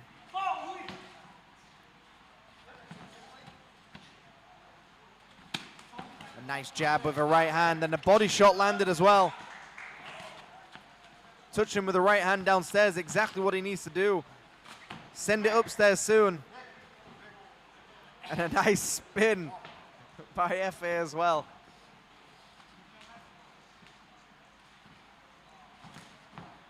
There's that right uppercut, which would have landed if he went for it. I think Efe's got to trust himself. Just take the chance. Kalmani looks like he's just trying to survive now and look for those Hail Mary shots. Basically just waiting for his opponent to make one mistake to land a big right hand or a big left hand. But he isn't trying to outbox his opponent. There it is. He's trying to throw that big right hand. He's now gone into an orthodox position. So I think Kalmani realizes he's losing his fight, so he's just got to try something different. 10 seconds to go, and a beautiful left hand, followed by a right. And pretending it didn't hurt him. Fighters to your corners. A very nice round for both fighters, but I think Efe takes that round. Kalmani is entertaining me, to say the least. Because I never know what he's going to do. Is he going to throw a jab? Is he going to dance? Is he going to sing? Is he going to throw a big overhand right? I just don't know, but I'm enjoying myself watching it, and I hope you guys are too at home. It looks like Efe is being told in his corner, go back to boxing. Stay on the balls of his feet and keep boxing. I think that's what he's doing a good job of. Kalmani, I think, is just being told, have a good time in there and be unpredictable. Timing will beat everything. Timing beats speed. It beats power. And I think that's what Efe needs to do. Efe needs to look for the timing. Look for when Kalmani makes a mistake and then just pounce. Corners out. Trust Corners himself and just go for it. With that being said, I think Efe is winning this fight, so he doesn't need to take too many unnecessary risks. All right, round number 8 underway. And already Efe has backed his opponent against the ropes. Kalmani looks like he's a bit tired. And a good place to hide when you're tired is next to the ropes, because you can take a break. You don't have to move as much.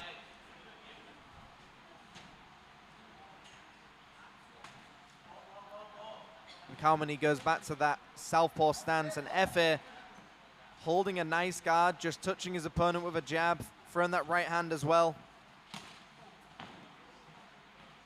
But he needs to mix it up.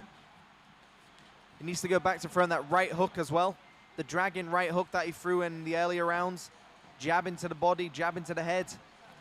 And even jabbing to the arms of his opponent.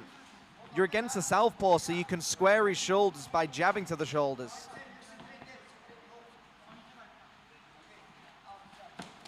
A nice jab landed by Kalmany as well. A nice left hook landed to the body by Efe. But again, both fighters just look very calm. And a nice pull counter landed by Efe. Steps back from the jab and throws a right hand. And this is where he needs to pounce. Kalmany is just peacocking him right now. He is hurt and he's tired, but Efe needs to pounce on him. And there it is, beautiful rear uppercut. The perfect shot against the southpaw. A nice right hand. And again, that's where Kalmany starts using his head movement, and Efe did a good job of going to the body instead. A nice step around as well by Efe. Efe's boxing very well here. Every time Kalmany lands a shot, it's almost like the highlight of his night. But Efe is just outscoring him, outmaneuvering him. And some nice head movement. It looks like Efe has got his second wind. Some beautiful head movement, some beautiful jabs. And both fighters now dancing in the center of the ring. Ref breaks them. And if one hand is free, you can fight in the clinch. And very nicely done by Efe. And that's what I like to see. Pawing with a jab and setting up that big right hand. And the nice right hand lands. And this is where I want to see Efe come alive. Start throwing some body shots, start mixing it up.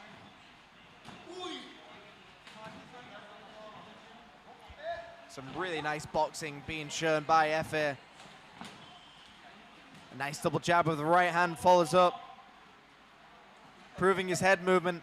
Efe did land a beautiful pull counter early on. The pull counter is where you lean back from a jab and throw a right hand of your own. 10 seconds to go of round number 8. And both fighters did very, very well.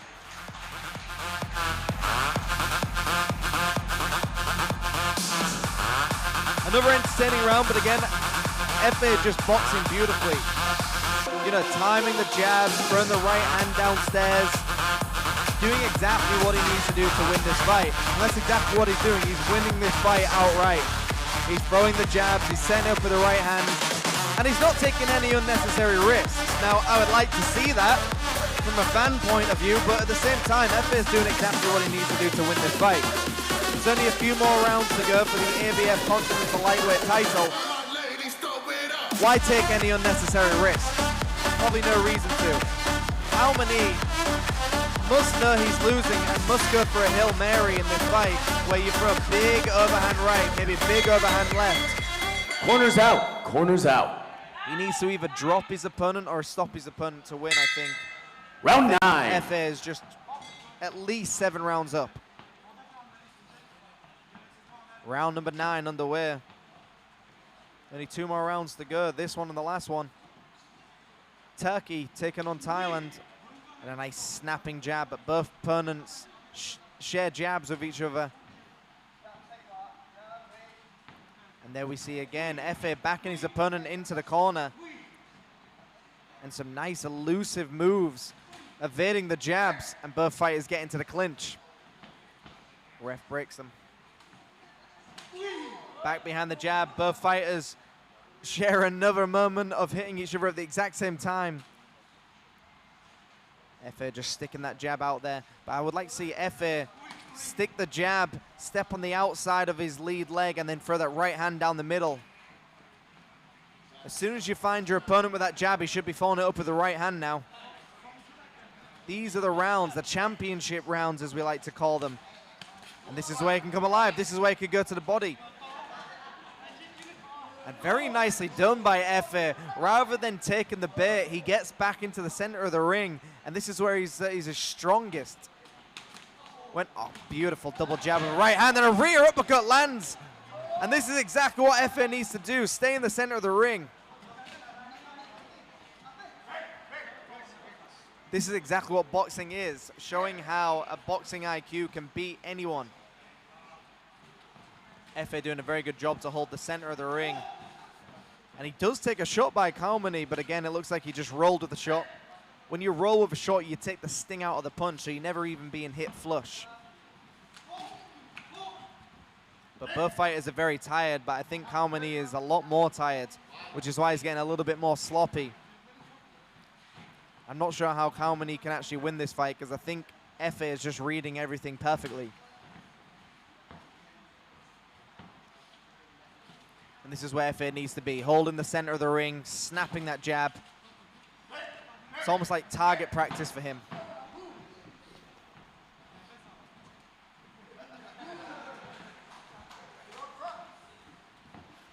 The ref has had his hands full in this fight. He's done a very good job to keep them under control. A nice rear uppercut and a left hand to the body, to the ribs of his opponent. And this is where Efe can come alive. Even though Kalmany has usually got an advantage inside these clinches, Efe is doing very well, landing some nice body shots as well. And he's beckoning his opponent on, but this is where you should not be going to the head, go to the body. You know your opponent's moving his head, but he's not moving his body. The body doesn't move, the head does. This has been a classic fight, very nice. Fighters to your corner. I like to see it. Great sportsmanship, great theater for the fans. We're going into a final round very soon. Don't go anywhere, ladies and gentlemen. One more round.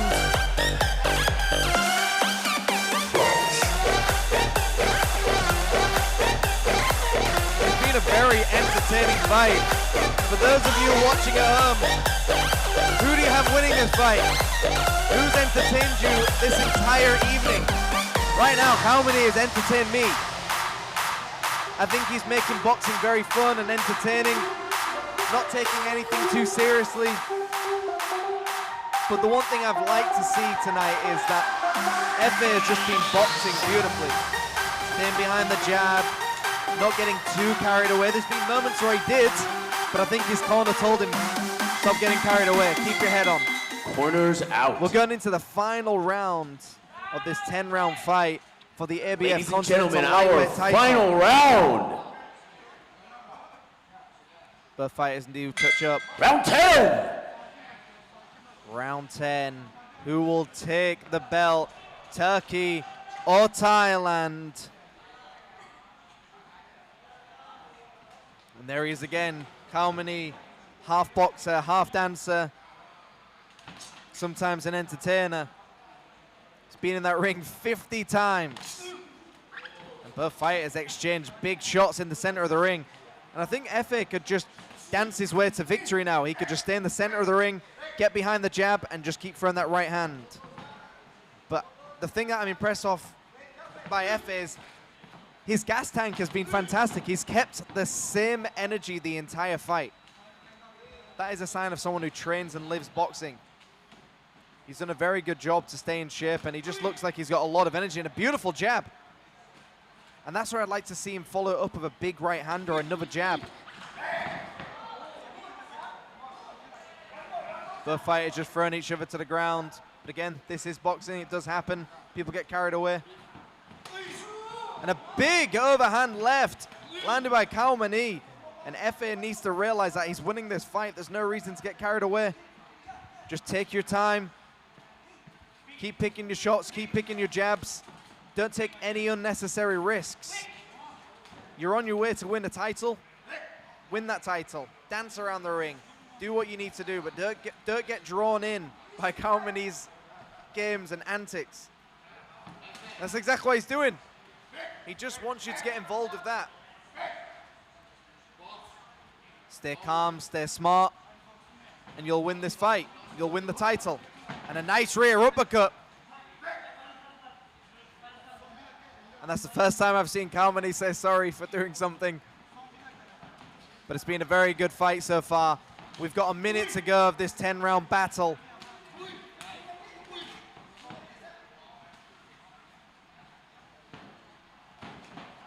A nice jab, still sharp with the jab. Both fighters impressive with their fitness. I think Kaumani has masked his tiredness by his antics, just by being a bit of a clown, but in a good way. It's frustrated his opponent, and that's allowed him to survive an extra few rounds, I believe. But less than 30 seconds to go of this fight. All Efe Darren Konuk needs to do is dance around, stick behind the jab, clinch his opponent when he needs to. Doesn't need to get involved with anything else.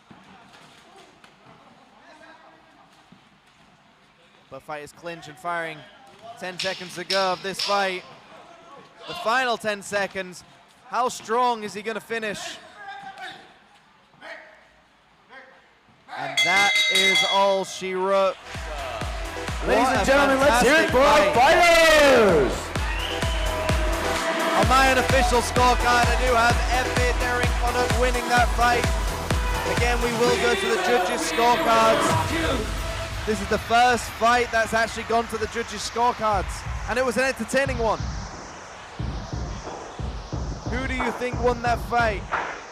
Ladies and gentlemen, I'd like to call to the ring Supernat Chanro, Rico Sentig, Naris Singh Wakcha, Major General Damrong, Simak Kajorn Boom, and Alessio Pasuti.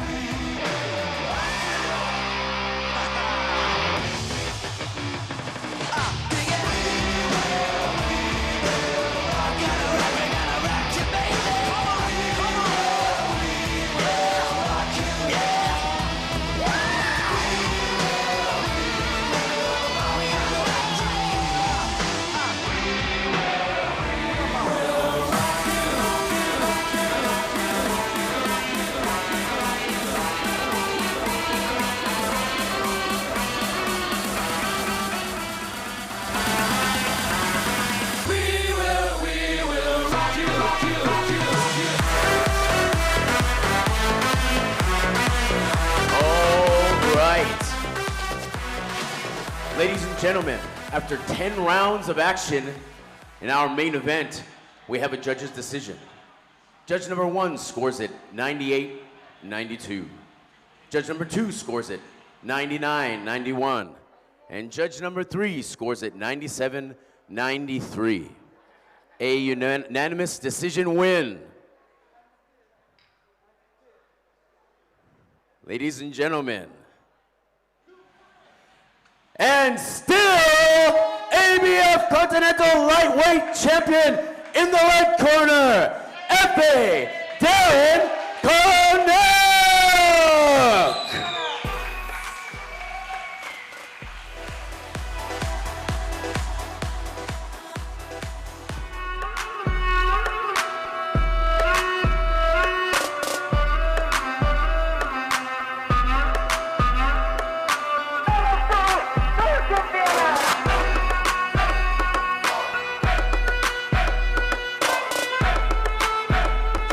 Like he did do it. Efe Darren Konuk from Turkey takes the victory. Also, his brother was fighting just before this as well, so 2 victories for the family. A very well-deserved victory, a very nice fight. And that is all we have for this evening, ladies and gentlemen. Thank you so much for joining us for the FCC Fight Club Championship here in Pattaya, Thailand. There will be more events coming up in association with the Highland International Promotions as well. Thank you very much for everybody watching. SEC in association with Highland International Promotions. Sawadee Krab. Ladies and gentlemen, thank you for attending this evening. Please be prepared for more action here at FCC Fight Club Championship We will have more bouts soon around the corner coming your way for your viewing pleasure. Thanks for your attendance this evening.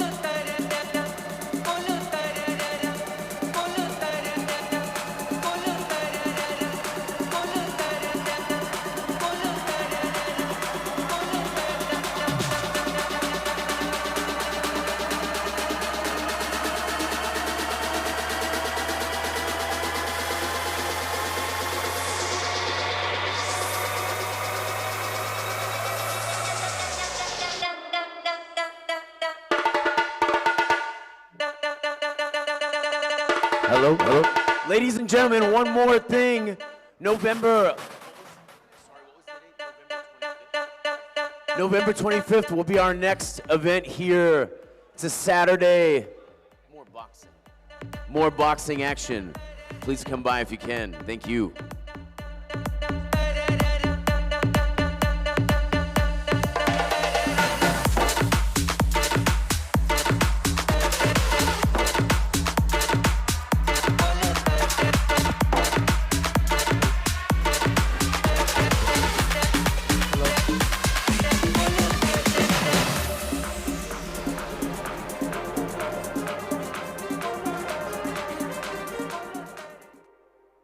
Too many thoughts on my mind, I can't sleep at night, so I just keep writing.